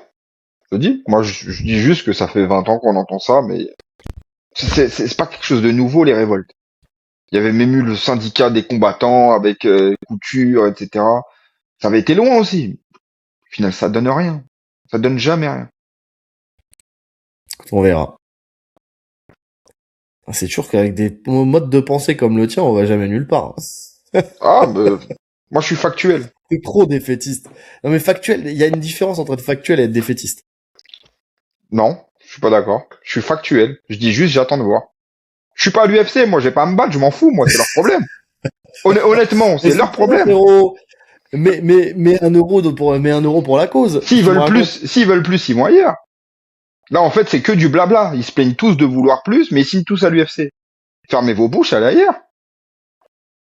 Non, mais tu dis s'ils veulent plus, ils vont ailleurs, mais tu dis toi-même t'es contradictoire parce que tu dis qu'ils sont bloqués par leur contrat et qu'ils peuvent pas y Non. aller. À chaque fois qu'il y a un renouvellement de contrat, je te parle des mecs qui sont en pleine carrière. C'est eux qui renouvellent le contrat. Tu fais tes 4 combats, tu veux aller ailleurs, tu vas ailleurs. Taylor, il a fait quoi? Ça lui plaisait pas, il est parti au PFL. Il a été, Ouais. il a eu raison. Dans ce qu'il Il a eu voulait, raison. lui, il a eu raison dans ce qu'il voulait. Voilà. Ouais. Mais c'est un mec sur 500 combattants qui se plaignent. Mais il y en aura d'autres. Il y en aura d'autres. Ouais, Au sûrement, fur et à mesure, il y en mais aura d'autres. ils sont très rares pour l'instant. Faut laisser les opportunités, il y en aura d'autres. En tout cas, il y en a une qui se prive pas là pour tacler l'UFC. Alors pas Dana White, hein, mais l'UFC, c'est Ronda Rousey. Donc qui dit, je pense que l'UFC a fait une énorme erreur en s'associant à la Paramount simplement pour toucher le plus gros chèque. En faisant ça, ils ont laissé le plus grand service de streaming du monde avec un vide à combler et quelqu'un d'autre va s'en charger. L'UFC agit comme si elle était trop grosse pour échouer et ça je suis d'accord. Et c'est ce que tu vois, c'est ce que tu dis toi-même. Là, tu vois, c'est au bout d'un moment l'excès de confiance, ça peut te mener à ta perte. Hein. Les grands empires sont tombés quand ils étaient trop confiants. Comme si ça n'avait aucune importance. Ensuite, elle explique que de ne pas avoir voulu organiser un combat, enfin en tout cas Gina Carano avec son combat pardon avec Gina Carano, c'est une erreur puisque c'est des noms mythiques de l'organisation. Et maintenant, donc elle dit, et maintenant il voit se monter ce combat entre Gina et moi, les deux noms les plus connus du sport à l'international. Bon là elle s'enflamme un peu. Beaucoup de gens dans le milieu du MMA ne réalisent pas à quel point peu de personnes en dehors du sport savent qui sont les combattants actuels. Ça par contre je suis d'accord avec elle. J'ai rencontré tellement de gens qui me disent oh je n'ai pas regardé de combat depuis que tu combattais, je reconnais même plus les champions d'aujourd'hui, c'est extrêmement courant. Et elle estime aussi que l'UFC peut perdre son monopole dans le monde du MMA au profit de la promotion de Jake Paul MVP. Ça c'est un peu logique qu'elle le dise puisqu'elle est dedans là. À cause de leur avidité à court terme, ils ont laissé échapper le plus grand combat de ces dernières années, voire de toute l'histoire au profit des grands services de streaming qu'ils avaient eux-mêmes délaissés. Ils l'ont simplement laissé filer parce qu'ils peuvent être les seuls sur le marché. Mais quelqu'un va venir occuper. Mais attends, ça c'est déjà ce que j'ai dit là. Je répète là, je suis en train de répéter. On est d'accord. On est d'accord. Donc ils ont fait une erreur dans le verbatim. Pardon. Donc je vais aller plus loin. Ronda Rousey pense que Dana White n'a plus la main sur les décisions de l'UFC, ce qui colle avec ce qu'il disait dans c'est lui le qui l'a dit, jugement, ouais. C'est fait, voilà. C'est quelque chose qui ne dépend plus de lui. C'est un peu comme George Lucas qui a vendu son bébé et maintenant d'autres font des choses sur lesquelles ils n'ont plus la main. Je crois qu'il faut presque réussir à s'en détacher émotionnellement. Sinon, tu te rends malade en voyant ce qui se passe. Tout passait par lui. Chaque détail de porter sa touche, sa passion, son regard. Aujourd'hui, tout est sous-traité à des gens qui n'ont vraiment pas l'amour de ce sport. Ils font juste leur job, sans réelle implication, et ça se ressent. Il a gagné dans le monde du MMA. Qu'est-ce qu'il pouvait accomplir de plus? Maintenant, ils essaient sans doute de relever d'autres défis, comme créer de toutes pièces un sport avec le power slap ou s'imposer dans la boxe. Ce sera difficile de rester motivé à refaire encore la même chose. Pour ma part, j'ai changé de carrière 3 fois. Je suis étonné qu'il soit encore là. Et elle met en garde l'organisation. Elle dit j'espère vraiment que l'UFC va comprendre ce qui est en train de se passer parce que s'ils ne commencent pas à redonner la priorité aux combattants, ils vont finir par perdre leur place dominante sur le marché. Là où je suis d'accord avec elle. Complètement d'accord avec elle, sauf sur un point, sur le fait qu'elle s'imagine encore être un des gros noms du game Ouais, 10 ans après. de ouf. Ouais, un des plus grands combats de la décennie. Ouais, d'accord. Ouais, ok. Là où je suis complètement d'accord avec elle, c'est que si c'est vrai et visiblement, vu les cartes qui nous pondent et tout, je pense que ça l'est. Hein. Je pense qu'on se dirige vers ça. Hein. Dana n'a plus aucun pouvoir à l'UFC. Mm-hmm. Et pour le coup, je pense que oui, l'UFC, c'est Dana White. Voilà. L'UFC, c'est Dana White. Et on en avait parlé déjà il y a très longtemps, je sais plus dans quel épisode où on parlait de ça, où pour moi, le seul moyen que l'UFC chute, c'est que Dana White se retire. Tu sais, il fait partie de ces visages qui, l'organisation est dépendante de lui. Et je pense que ça serait une grosse erreur pour les investisseurs de se dire on a de l'argent, on n'a plus besoin de lui. C'est une grosse erreur. C'est ce qu'ils font visiblement là, déjà. Alors même si ça reste l'image de l'UFC parce qu'il est toujours là, mais au final, il gère plus rien. Et tu le vois d'ailleurs, qu'il a plus envie. Tu sais, quand il présentait les cartes avant, il les présentait avec de l'engouement. Aujourd'hui, il les présente. En fait, Vu la gueule des cartes, t'as pas d'engouement à les annoncer. Hein.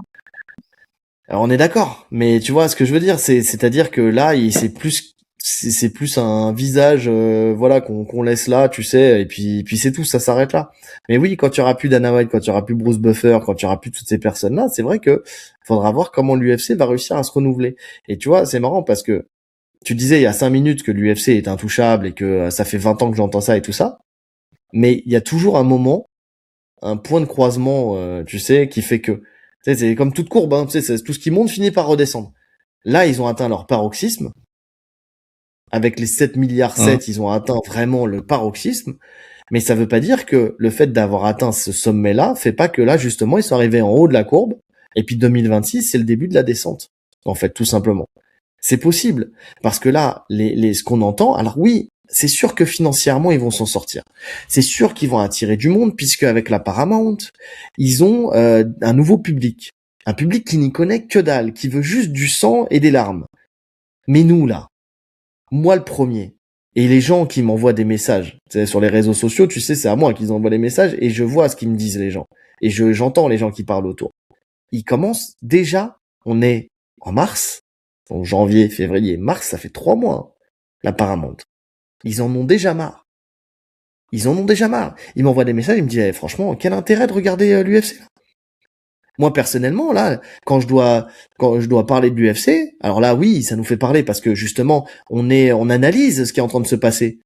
Mais honnêtement, là, quel engouement on a. On voit les cartes qui se suivent et on se dit, ouais, on va devoir vraiment analyser ça, on va vraiment devoir faire ce fight-là. Tu vois, honnêtement, l'UFC Freedom, là, 250, si t'as pas Gan Pereira qu'on va analyser, les autres combats, franchement, analyser, ça sent la misère. Tu te motives, toi, pour regarder des dizaines de combats, pour analyser ce qu'ils ont proposé, là? Non, mais on va pas le faire. De toute façon, on va faire Yann Pereira. Ben voilà. Mais s'il n'y a pas Gan Pereira, On on aura fait était le main obligé event. d'analyser un des fights. On aura fait le Oui, main event. d'accord. Mais franchement, ça t'anime d'analyser Bah, Topuria contre Geji? oh, ça va, il y a pire. Il y a Non, mais il y a pire. pire, mais honnêtement, On a y a analysé des quoi à combats bien analyser? pires que ça. Mais je suis d'accord avec toi. Mais le problème, c'est que là, on est à l'UFC Maison Blanche, quoi. Oui, Tu vois, et puis même, l'analyse aurait été bouclée en 15 minutes. c'est vrai. Vois le bon côté des Mais choses. je vois le bon côté des choses. Oui, mais tu sais très bien que même si tu l'as fait en 15 minutes, il faut quand même que tu regardes plus de combats et ça te mettra plus de temps quand même.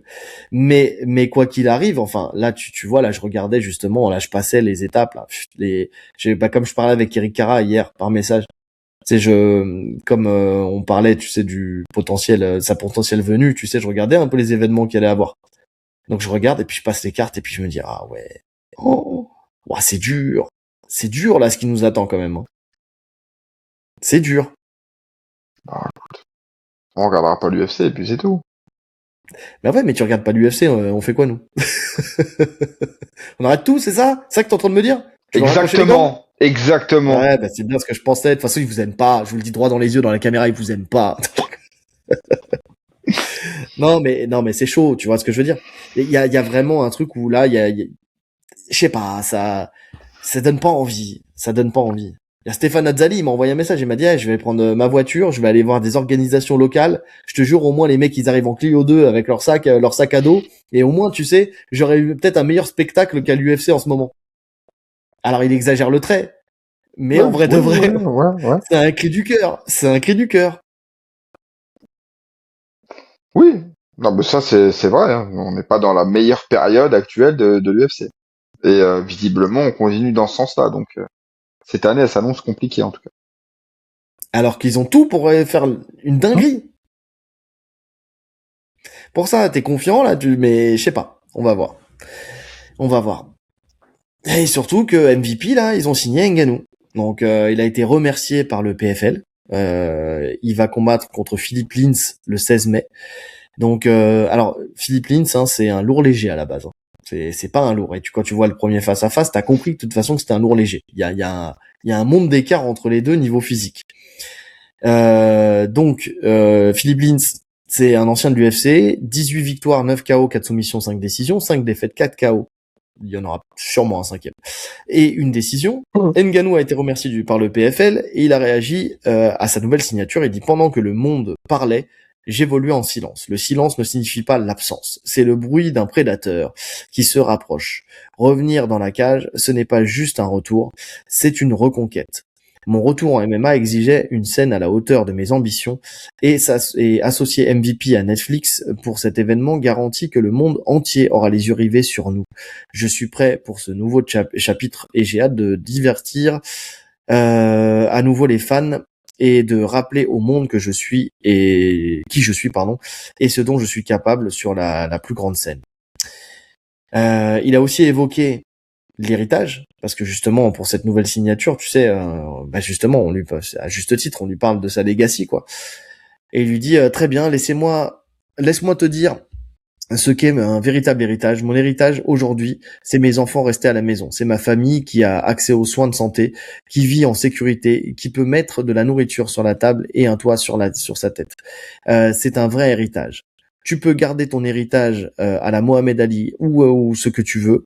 Si ton enfant ne peut pas aller à l'école, s'il n'y a pas de place dans sa société, si ton enfant n'a rien dans l'estomac, ton héritage ne te sert à rien. Tu ne peux pas aller à l'épicerie, à la station-service ou payer tes frais de scolarité avec un héritage. Il faut comprendre ça. Tout ce discours, c'est du baratin. Un truc que la promotion raconte aux combattants pour les berner, pour leur faire croire qu'ils vont se battre pour la gloire. Très bien, gardez votre héritage. Moi, je veux être payé à ma juste valeur. Ça colle avec ce qu'on disait tout à l'heure avec l'UFC. Aujourd'hui, l'UFC te vend un héritage, te vend une legacy, mais te vend pas de l'argent, quoi. Ouais. Ouais. Mais encore une fois, ils sont au courant, les combattants. C'est à toi de faire ton choix de ce que tu veux. Écoute, je suis pas tout à fait d'accord.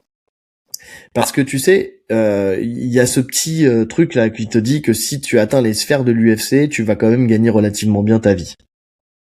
Tu sais, c'est ça le discours qu'on te tient. En gros, c'est l'euro million. C'est-à-dire que tu joues, tu mets tes 5 balles par semaine, et puis t'espères un jour gagner le gros lot. Sauf que le problème, c'est que t'as 1%, et encore je dis 1%, je vise large, qui s'en sort, et puis le reste, en fait, reste au bas de l'échelle. Vraiment, ça reste au ras des paquets. C'est un vrai problème. Donc, et je pense qu'il y a de plus en plus de gens qui en prennent conscience dans les nouvelles générations. Le hors top, PFL, etc. Ils gagnent combien les mecs? Je sais pas. Je peux pas te dire parce que je sais pas. Les autres orgas, des mecs non classés, non connus, etc. qui débutent, ils gagnent combien? Je pense pas que ça soit drastiquement plus haut, tu vois. Je sais pas. Je peux pas te dire oui, je peux pas te À dire non, je part sais pas. quelques cas, oui, puisqu'il y a des Français qui signent et qui sont bien payés.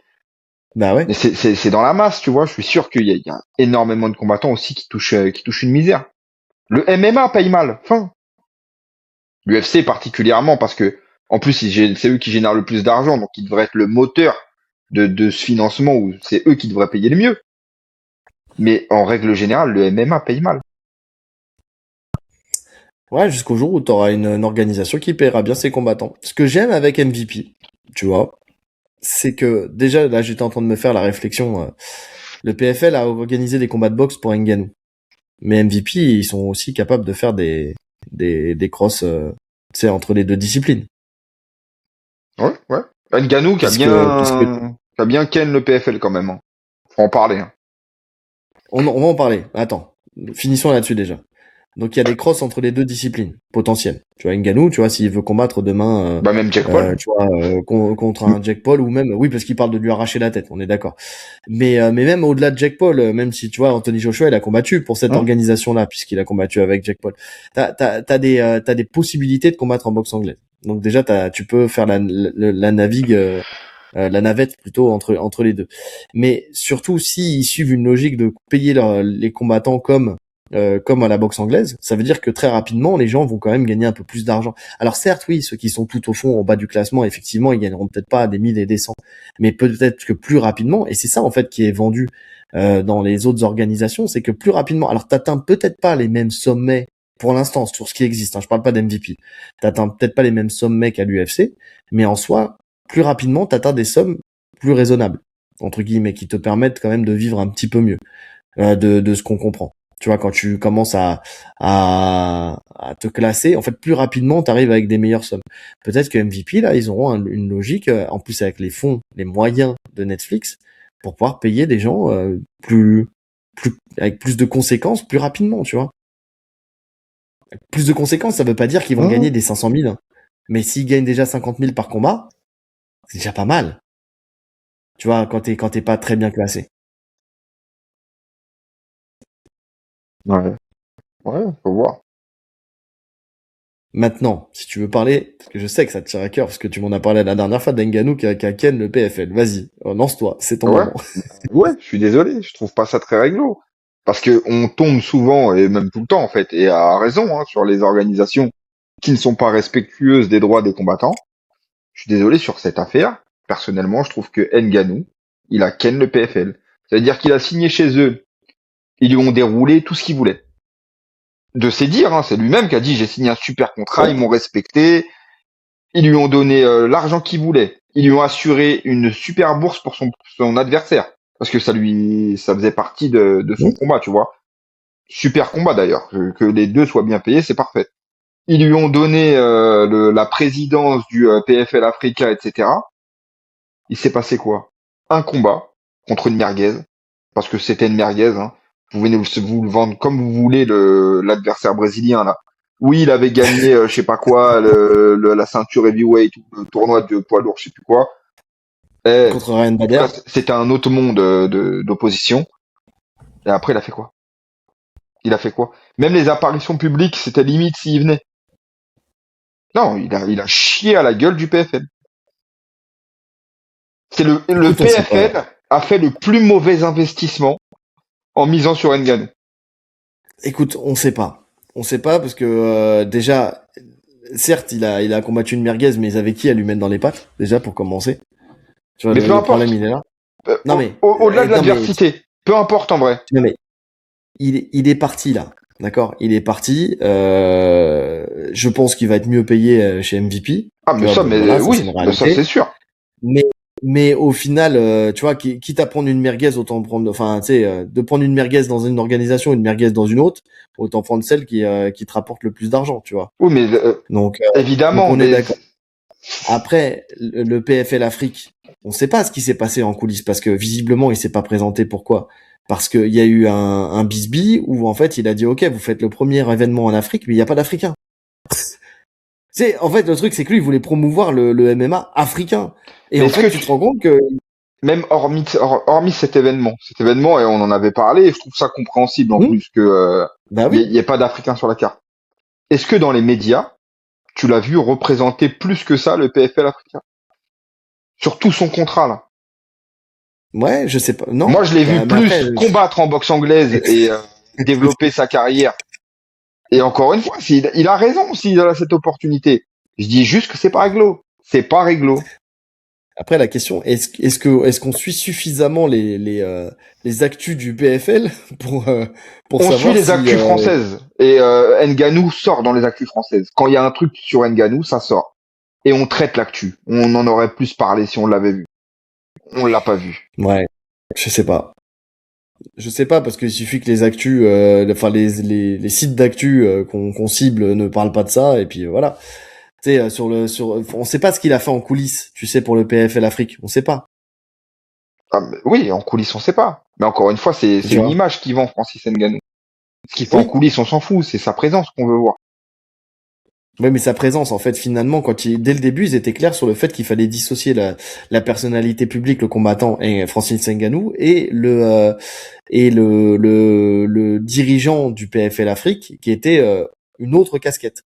Tu vois, et il y a ça aussi, c'est que j'ai l'impression que même si c'était clair, il y avait quand même une ambiguïté sur les deux, et qu'au bout d'un moment, tu vois, on matchait trop ces deux casquettes-là. C'est-à-dire que quand il râlait de côté PFL Afrique ou vice versa, en fait, on venait lui accorder des propos ou en tout cas des problématiques avec le PFL sur toutes ces casquettes. Et il le disait lui-même. Attendez, là, ce que je dis, c'est pour telle casquette et pas pour l'autre. Je pense qu'il était un peu aussi dans une situation où il était un peu le cul entre deux chaises et c'était compliqué aussi à gérer comme situation.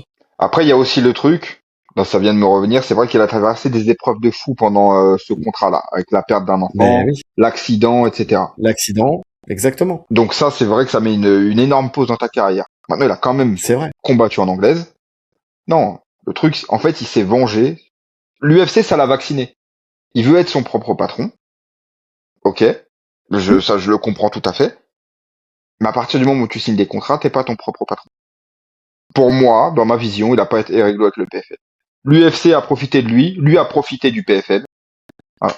Bon, dans ce sens-là, finalement, tant mieux, tu vois. Vaut mieux que ça soit dans le sens des combattants, pour une fois que ça arrive, que ça soit le combattant qui profite. Mais c'était pas réglo. Non, mais je suis d'accord. Après l'UFC, le PFL en a profité quand même parce que mine de rien, ça a mis quand même de la lumière sur l'organisation. Mais arrête, elle est bidon, l'organisation. Mais ah oui, non, mais ça a rien à voir. Que l'organisation elle soit bidon, c'est une chose, mais ça a mis quand même de la lumière sur cette organisation. On a parlé à un moment du PFL parce qu'il y avait Francis Ngannou. S'il n'y avait pas eu Francis Ngannou, on n'aurait peut-être pas parlé aussitôt En tout cas, du PFL, on en aurait parlé sûrement pour quelques combattants français. Le PFL Europe, Mais pour moi, le PFL Europe est en train de devenir plus puissant que le PFL Monde. on est d'accord, tu vois. Mais donc c'est ça, on n'aurait jamais parlé du PFL Monde sans Ngannou. Donc ça a mis quand même de la lumière sur l'organisation. Le contrat, il est quand même il est quand même réussi entre guillemets. Après, si l'organisation n'a pas su lui mettre des combattants entre les mains, c'est pas de la faute d'Ngannou non plus, tu vois. Non, mais ça S'ils ont rejoint le trouvé fait plus de que facilité à trouver des boxeurs que de trouver des combattants de MMA, c'est pas son problème non plus, tu vois. Au bout d'un moment, il va voir ailleurs s'il y est. ça rejoint le fait que quand t'es une orga, t'es obligé de verrouiller certaines choses. Et la preuve de la boxe anglaise, pour moi, en fait, c'est une erreur. Si tes combattants sont libres de combattre en anglaise, c'est mort, tu les as perdus.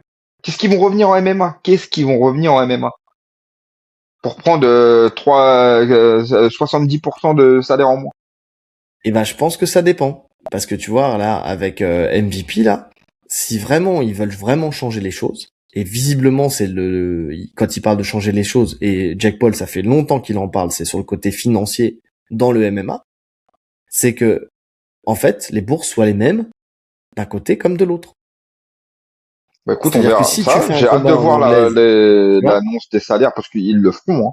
Hein. Si vraiment c'est des beaux salaires, ils s'en vanteront justement pour se comparer à l'UFC, ils le mettront en avant. Donc écoute, j'ai hâte de voir les salaires sortir. bah, en tout cas, la Ngannou, là, la sortie qu'il fait médiatique, là, quand il parle de Legacy, il a dit, allez frérots, moi, ce qui m'importe, c'est la thune. Donc, visiblement, c'est qu'il doit être suffisamment bien payé pour signer chez MVP et faire son combat contre Lint. Les chocolats de Lint.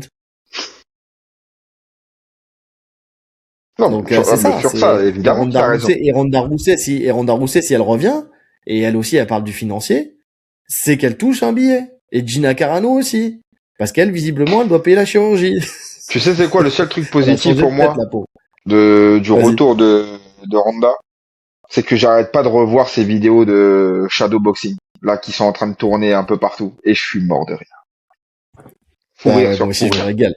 J'ai La vu un meilleure, mec là c'était qui celle était en train avec de Connor. l'imiter. Ouais, celui-là, je l'ai vu. Il m'a tué. Mais la meilleure, pour moi, ça reste Connor. Connor, quand il regarde son portable, c'est un montage. Et puis il part en fou rire et après tu captes qu'il regarde cette vidéo. Mais laisse tomber. Elle est culte. Non, mais c'est vrai. On est d'accord. On est d'accord. Non, mais en tout cas, voilà, faut voir de quoi demain sera fait, mais si t'as au moins un jour une organisation de MMA qui paye suffisamment ses combattants, crois-moi, hein, si t'as MVP là, qui paye les combattants à leur juste valeur, tu vas voir s'il va pas y avoir une fuite des combattants vers MVP. Mais est-ce qu'ils le veulent même, MVP? Parce que Jake Paul, il part, pour l'instant en tout cas, tu sais, on part sur un événement tous les 3 mois. On n'est pas sur une Ouais, mais ligue. On n'est pas sur une ligue sportive. On est sur des galas. c'est un, c'est un début. C'est un début. Mais même si tu fais, attends, même s'ils ont un roster d'une centaine de combattants qui combat tous les 3 mois, tu vois, ou enfin tous les 3 mois t'as un événement, tu vois par exemple, et que ces personnes-là, eh ben, elles touchent une somme suffisamment grande pour combattre qu'une à deux fois par an, mais en étant mieux payés que ce qui ne serait payé à l'UFC, crois-moi que les mecs ils vont aller là-bas quand même. Parce Ouais, que qu'est-ce qui est à l'UFC aussi, c'est d'avoir trop de monde. Et de ne jamais combattre, c'est-à-dire qu'ils sont mal payés et en plus ils combattent, mais allez, quand ils combattent deux fois par an, c'est génial. À part pour certains. hmm. Mais la plupart, ils combattent combien de fois par an? Deux fois, max.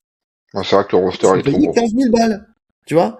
Donc c'est pour ça, tu dis, ils font un événement tous les 3 mois. Ouais, ok, mais ils font un événement tous les 3 mois. Si demain tu payes bien sur un événement tous les 3 mois, même s'il n'y a pas de ceinture en jeu, et crois-moi qu'il y aura une ceinture à un moment ou à un autre, On verra. C'est le premier. Déjà, on verra comment il se déroule. on verra comment il se déroule. Exactement. Ah là là. En tout cas, voilà. J'espère. Ça c'est, tu vois, ça c'est par contre voilà. Si jamais les dieux du MMA m'entendent, que l'UFC libère John Jones de son contrat. Tu l'as dit, ça n'arrivera jamais, je le pense aussi, mais voilà, je fais une supputation. Ça c'est ça va devenir le mot du podcast, la supputation. Je fais une supputation et que derrière, on a enfin le Ngannou Jones sur Netflix. Voilà. Là, je peux dire que il y a une des licornes du MMA qu'on aurait pu attraper au lasso là. Ouais. Mais bon, Donc mon côté pessimiste et réaliste doit te dire que il y a très peu de chance. Hein. mais toi ta vie elle est sombre. Oh oui. Oh oui. Toi ta vie elle est sombre. Toi t'as trop été marqué par la vie, c'est ça le problème. Oh oui. Tout est sombre. Non, jamais, Laisse-moi jamais, rêver. jamais Dana il va libérer Jones. Laisse-moi rêver. Laisse-moi être dans la lumière. Tiens. Je prends un bain de lumière, là, vas-y. Laisse-moi être dans la lumière. Il y a des vannes que tu peux comprendre que si tu nous regardes sur YouTube, mais c'est pas grave. Bref, on enchaîne. Avec le Hype Fighting Championship, donc cette organisation préférée de d'Arman Tsarukyan en ce moment. Il est sur le RAF ou il est sur la Hype. Tu vois, c'est vraiment il est tout le temps là lui. Donc il y a pas longtemps d'ailleurs, il avait combattu contre Sharafutdin Magomedov. Là, il a affronté Mohamed Mokaev en grappling, en submission only. Mais il n'y a pas que lui qui a combattu, enfin que eux deux qui ont combattu sur cet événement. D'ailleurs, tu vois ce combat-là, c'est les deux mal-aimés de l'UFC, tu sais, un qui s'est fait virer et un qui... Viens, on s'affronte ailleurs. Bon, d'accord. Ensuite, on a Jean Silva et Bryce Mitchell qui se sont affrontés aussi sur ce même règlement de Sub Only. Et on a aussi Chara qui a affronté Edson Barboza, je le disais tout à l'heure. Pareil, en Sub Only. Donc c'est marrant parce que les mecs s'éclatent. Tu vois, ils font semblant de se mettre des coups de pied. Enfin bon, tu sais, c'est plutôt bon enfant hein, les combats. Tu sens qu'il y a pas de comment dire, pour la plupart il y a pas d'animosité, mais il y a quand même du challenge parce que autant pour Chara, Barbosa, bon tu sens que c'est pas leur domaine, c'est deux kickers. Donc bon, eux qui font du grappling, c'est pour rigoler, mais autant Jean Silva contre Bryce Mitchell et Tsarukyan contre Mokaev, tu sens que c'était des combats qui étaient quand même avec une envie d'aller gagner. Tu vois, ils y ont été à fond. Ça mériterait de faire un temps de combat un tout petit peu plus long quand même. Tu vois, pour maximiser. Si c'est du sub only, c'est un peu court. Je sais plus combien c'est le combat. Je crois que c'est 10 minutes, je crois, ou peut-être moins. J'en sais rien. Mais en tout cas, c'est pas. Tu rajoutes un petit 5 minutes et ça peut peut-être le faire. Mais bon, en tout cas pour Tsarukyan, ça c'était largement suffisant pour le coup. Moi, de toute façon, j'ai vu que ce combat. J'ai vu que ce combat. Alors, tu me disais que étonnamment, c'était pas dégueu, Sharafutdin. Non, bah écoute, j'ai été étonné. Les amenés au sol sont de Chara. Alors physiquement, il était plus balèze que Ketson Barbosa, hein, on va pas se mentir. Mais voilà, passage de garde, prise de position. Bon, il a pas su finir, il a pas su finaliser, mais bon, c'est pas. Voilà, il y avait du petit grappling. Ça Petit tourne. grappling niveau ceinture bleue, tu vois, un petit niveau ceinture bleue. Ok, Jean Silva, ça fait match nul. Il y avait pas d'animosité dans ce combat? Alors visiblement ils se sont bagarrés. J'ai vu la vidéo là dans les coulisses. Ouais. Voilà. Mais de toute façon, c'est deux tarés l'un face à l'autre. Donc forcément, tu sais, les mecs sont bipolaires. À un moment, ça va pas. À un moment, ça va mieux. Parce qu'à la fin du combat, ils se sont fait des câlins, des bisous. Enfin, tu vois, ils étaient contents. Ok. Voilà. Qu'est-ce que tu veux que je te dise? Mais avant le combat, en tout cas, il y avait de l'animosité. Maintenant, comme c'est un truc d'influenceur, tu sais jamais sur quel pied danser. Ouais. Est-ce que c'est scénarisé, c'est pas scénarisé, tu vois? Il y a eu deux mecs pendant la conférence de presse qui se sont foutus sur la gueule, l'autre il a retiré son. D'ailleurs, j'ai pas vu le résultat de ce combat-là, ça m'intéressait. Bah, ces cons là, ils m'ont hypé quand même parce que je me suis dit j'ai l'impression qu'il y en a un qui a pris l'ascendant psychologique sur l'autre et je voulais savoir si finalement en fait cet ascendant psychologique s'était confirmé, pardon, ou pas dans le combat. Donc j'aurais bien voulu voir ça. Mais bon, bref, c'est autre chose. Mais en tout cas, ce combat-là, il était pas mal. Puissant le Jean Silva, qui a réussi quand même à amener au sol Bryce Mitchell constamment. Bryce Mitchell qui est meilleur techniquement, plus de finesse technique. Mais il y a quand même du grappe. Côté Jean Silva, qui a attaqué beaucoup la clé de cheville. Alors, c'était défendu tout de suite par Bryce Mitchell. Hein. Mais il a su créer du danger de temps en temps, essayer de prendre des guillotines. En fait, il a un style très lutte à livrer. Lutte, tête, cheville. Tu vois, c'est vraiment les extrémités de la lutte au milieu, tu vois. Donc c'était sympa à voir. Franchement, j'ai pas vu le temps passer. Le combat, si tu veux le voir sur YouTube, il est disponible. Si vous voulez le voir sur YouTube, il est disponible. Et c'était pas mal, mais ça finit en match nul puisque personne n'a soumis l'autre. Et puis après, bah il y a le combat de Tsarukyan contre Mokaev. Et franchement, c'était un beau combat. Hein. Ouais, c'est pas dégueu. C'est un bon combat de grappe. Franchement, bon après ouais. c'est la différence de gabarit, elle est énorme. Ouais, c'est ça. Il y a un moment, il y a une réalité.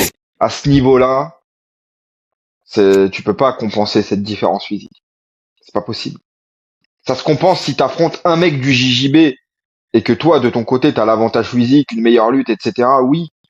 Mais là, quand c'est deux mecs qui, en plus, qui viennent du même style, qui sont deux lutteurs, la différence physique, elle est trop importante. Et en fait, tu te rends compte, en plus, tu sais très bien qu'en top position, Arman, pour le déloger, il va falloir y aller. Quand il se retrouve au-dessus, c'est fini. Ouais.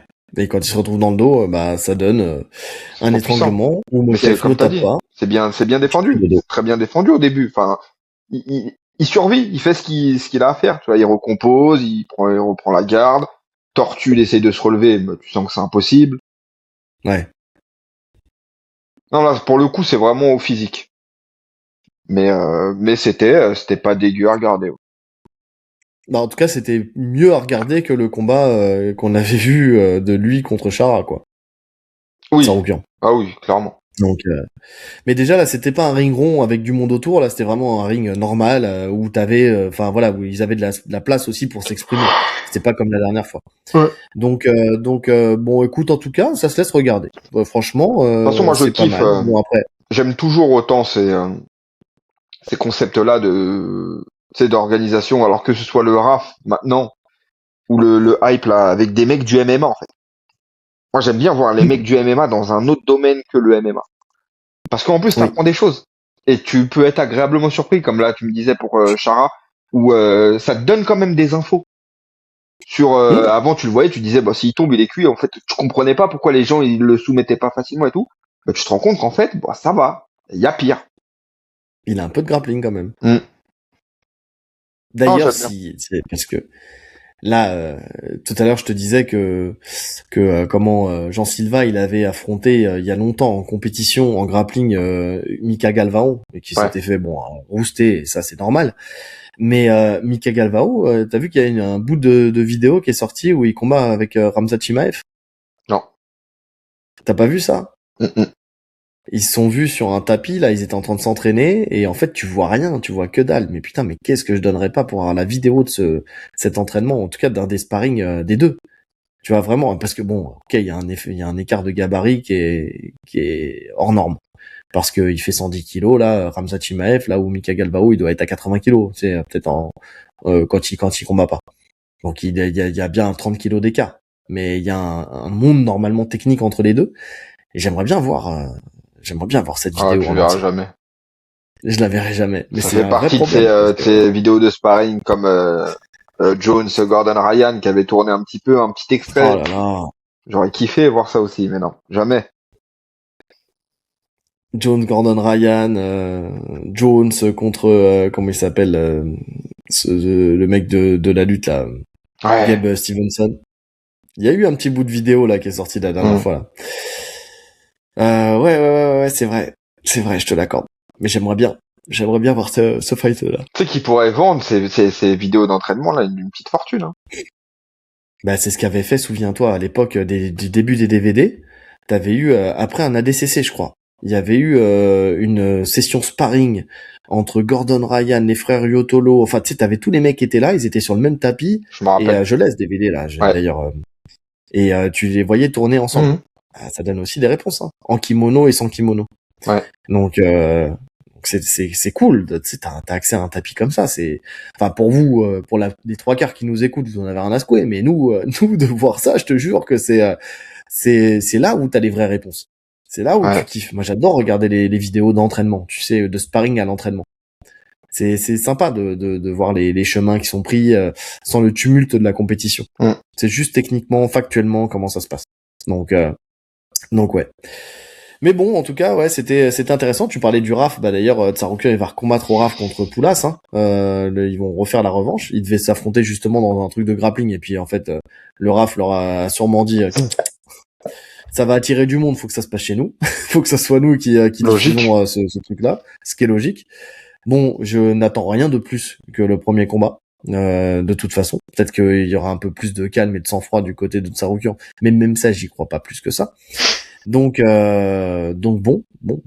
en tout cas, voilà, lui dit que c'est histoire de s'amuser là pour l'instant, et puis que son véritable objectif reste quand même la ceinture. Mais il C'est a une quête raison. secondaire. C'est ça qu'il a dit. C'est Mais une il a quête raison. secondaire. Alors pour le coup, il a raison. Quand on parle de combattants justement, tu sais, de ces combattants qui, quand ils ne combattent pas en MMA, ne s'entraînent pas et font rien, tu vois quand même que Tsarukyan, c'est un athlète. Ça, on peut pas le reprocher. C'est un athlète. Il est passionné par ce qu'il fait. Peu importe la discipline, il y va. Il aime le combat. Ah, moi, j'aime bien voir les combattants quand ils sont pas actifs combattre ailleurs. Sur ce type d'événement-là. Si pour éviter de combattre en dehors, ça serait mieux quand même. Tu vois, c'est étonnant que l'UFC t'autorise, parce qu'il y a l'exclusivité normalement à l'UFC.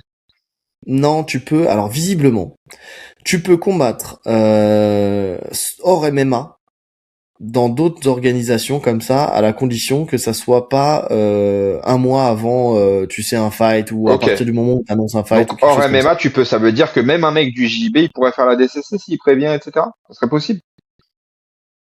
Et écoute, sur le papier, je vois pas ce qui empêcherait d'eux, effectivement, en sachant que c'est déjà arrivé, puisque regarde le Submission Underground, ou alors le Fury, tu vois, c'est même si c'est sur le Fight Pass, tu vois le Fury, mais tu vois des Sean Brady qui ont combattu, enfin tu vois, donc c'est que c'est possible. Maintenant, ce qui serait marrant, alors après c'est pour ça que je prends des guillemets, c'est-à-dire que tu vois, on parlait de l'UFC BJJ, le fait que là ils auront une dérogation pour la DCC pour certains, mais que après ça sera plus le cas parce qu'il y aura tu sais un monopole, et que en fait ton contrat fera qu'une exclusivité, pas un monopole, une exclusivité, et qu'ils pourront pas combattre ailleurs. Mais en soi, si c'est valable pour le après ils pourraient jouer sur ce point de règlement, c'est-à-dire que tu ne peux pas combattre en MMA ailleurs. Donc il pourrait très bien dire à un mec du jiu-jitsu, tu peux pas combattre en jiu-jitsu ailleurs. Tu peux combattre en lutte si tu veux, tu peux combattre en boxe si tu veux, mais tu combats pas en jiu-jitsu. Ce qui serait une connerie, mais bon. Mais Non, moi je pense surtout en tout cas pour le coup, en fait, ils veulent pas que tu combattes ailleurs pour gagner beaucoup d'argent. C'est ça en fait. Ils veulent pas que tu gagnes mieux ailleurs. Parce que finalement, sur ouais. les compètes de JB, ils gagnent moins. Donc ils peuvent se permettre de te laisser aller. Qui se rassure à la DCC, pour l'instant, tu gagneras pas mieux ailleurs. Ouais. Après, c'est s'il fait le CGI. Tu vois, le CGI, c'est autre chose. Mm. Et comme c'est Craig Jones qui avait annoncé ça, tu vois, je sais pas. Il faut prendre ça avec des pincettes aussi. Ouais. Bref. Avant de remballer, petite pensée quand même pour Oumar Sy qui combat ce week-end contre Yon Cutelaba. Donc, ce qui est marrant, c'est que Cutelaba et Lynn se sont affrontés à l'UFC d'ailleurs. C'est l'UFC Londres. C'est l'UFC Londres ce week-end? Attends. Non, c'est pas l'UFC Londres ce week-end. Ah, je sais plus. Attends, je dis ça tout de suite, parce que si c'est l'UFC Londres... Ça veut dire que c'est aux horaires européennes. Non, c'est pas l'UFC Londres. Non, du tout. C'est le prochain l'UFC Londres. Non, c'est Josh Emmett contre Valeros. Ouais. Donc ouais, Omar Sy sur celui-ci. Et UFC Londres, il y a Axel Sola qui combat. Elle est pas mal la carte de l'UFC Londres. Hein. Ouais. Avec Kevloev, Murphy, etc. Alors, Josh Emmett, Kevin Valeros. Alors, Kevin Valeros, c'est bien, c'est ça, c'est le renouveau et tout ça, t'en as parlé, toi, c'était ton prospect de l'année, je crois. Ouais. Mais quand tu regardes la carte, Amanda Lemos, Gillian Robertson, André Fili, José Delgado. Enfin, tu vois la carte. Attends. C'est une fight night, quoi. Et alors, on s'en fout. Fight Night, tu mets Valeros contre Josh Emmett en main event, franchement, merci. Mais il y a plein de fight night qui ont toujours été éclatés, en fait, les fight night. D'accord. Tu vois l'UFC Londres. Ok. C'est pas mal. Oui, allez. Et encore, là, il y a des noms, tu vois, c'est pas non plus des noms de ouf, hein. Mais il y a des combats intéressants. Ensuite, Adesanya Pfeiffer. Bon, on a dit ce qu'on pensait de ce fight-là. Tu vois, sur le... Mais bon, voilà. Mais Grasso contre Messi Barber, Chiesa contre Carlson Harrison, Julian Rosa contre Larian Douglas. Bon, c'est pareil, c'est pas un truc de ouf. Moicano contre Chris Duncan. Ça, c'est encore un main event. Moicano contre Chris Duncan. Ouais. Mettre ça en main event. De Fight Night. C'est craqué. Mais même Fight Night, arrête. L'année dernière, on n'a jamais eu des main events de Fight Night qui avaient cette tronche-là. Hein. Ah bon? Il faudrait qu'on remonte. Bah là, je les ai pas, mais il faudrait qu'on remonte. Ouais, c'est d'accord. Non mais franchement, non mais après José Delano contre ça c'est le co-main quoi. José Delano contre Robert Truchala. Excuse-moi. Ça c'est le co-main event. Tu sais qui est José Delano toi? À part un mec qui joue dans qui cherche la Bilbon le Hobbit. Ruchala, on sait qui c'est parce qu'il a affronté Saladin Parnasse, tu vois. Mais s'il a pas affronté Saladin Parnasse, Ruchala, on sait pas qui c'est le type. Ouais, non. Non mais on est d'accord. Après t'as le 327. OK. Puis après on a Burns Mike Malott en main event. Et Jacine Jasudavicius contre Karine Sylvain en co-main. Et Melissa Croden contre Daria mon compte triple. Troisième fight. S'il te plaît. Hein? On est d'accord ou pas? Non, oui, Ensuite, là, Brady Buckley. on a un enchaînement de cartes de merde que je vais très honnêtement, même pas regarder. Et voilà, mais c'est ce que je te dis. C'est ce que je te dis. Mais là, on parle, là, on est, et après, Jack Della Maddalena, Carlos Prates, ok. Mais là, je viens de te citer les cartes jusqu'au 2 mai. Jusqu'au 2 mai. Mars, avril, mai. Ah bon, je vais faire une pause de MMA. Je vais regarder le basket. T'es même pas capable de me citer une équipe à part les Chicago Bulls de Mais quoi je tu vais me parles. commencer. J'ai envie de me passionner pour le basket. Oh mon dieu. Chicago Bulls, ils pensent que Michael Jordan, il joue encore là-bas. Non, moi c'est Boston Celtics, moi. Ouais, Je sais tu fais pas, pas le mytho. je sais pas pourquoi j'aime bien leur t-shirt, c'est tout. Ouais, voilà, c'est ça. T'aimes le vert, c'est ça? Exactement.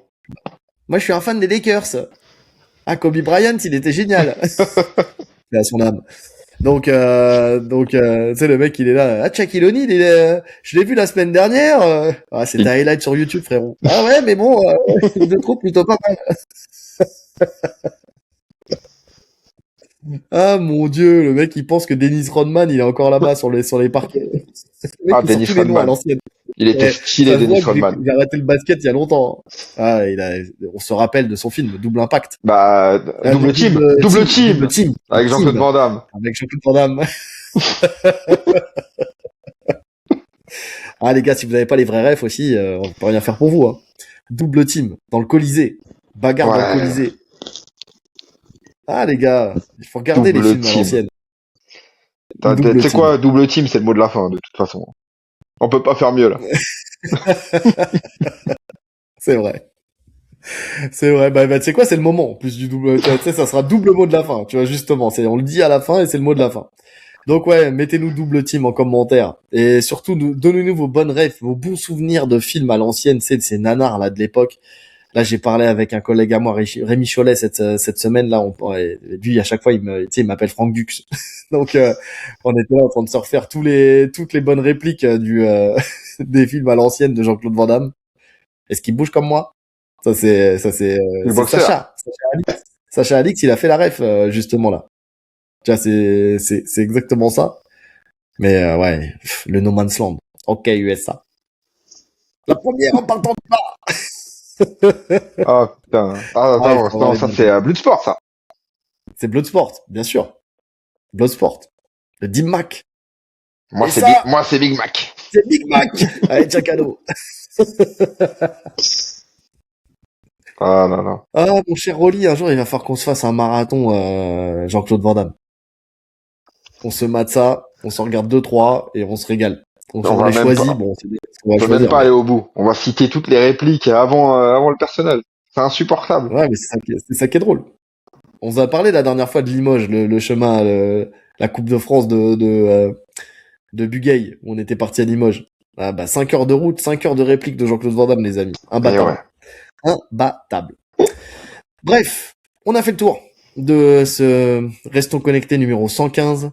Donc, bah, n'hésitez pas à réagir sur tout ce qu'on s'est dit aujourd'hui, à nous donner votre avis. Vous avez vu qu'on était en petite querelle, pas bien méchante, mais sur ce qu'on pense de l'UFC. Donc, Team Jarod ou Team Rolly, n'hésitez pas. Et double team, si jamais vous êtes d'accord avec les deux. Double team.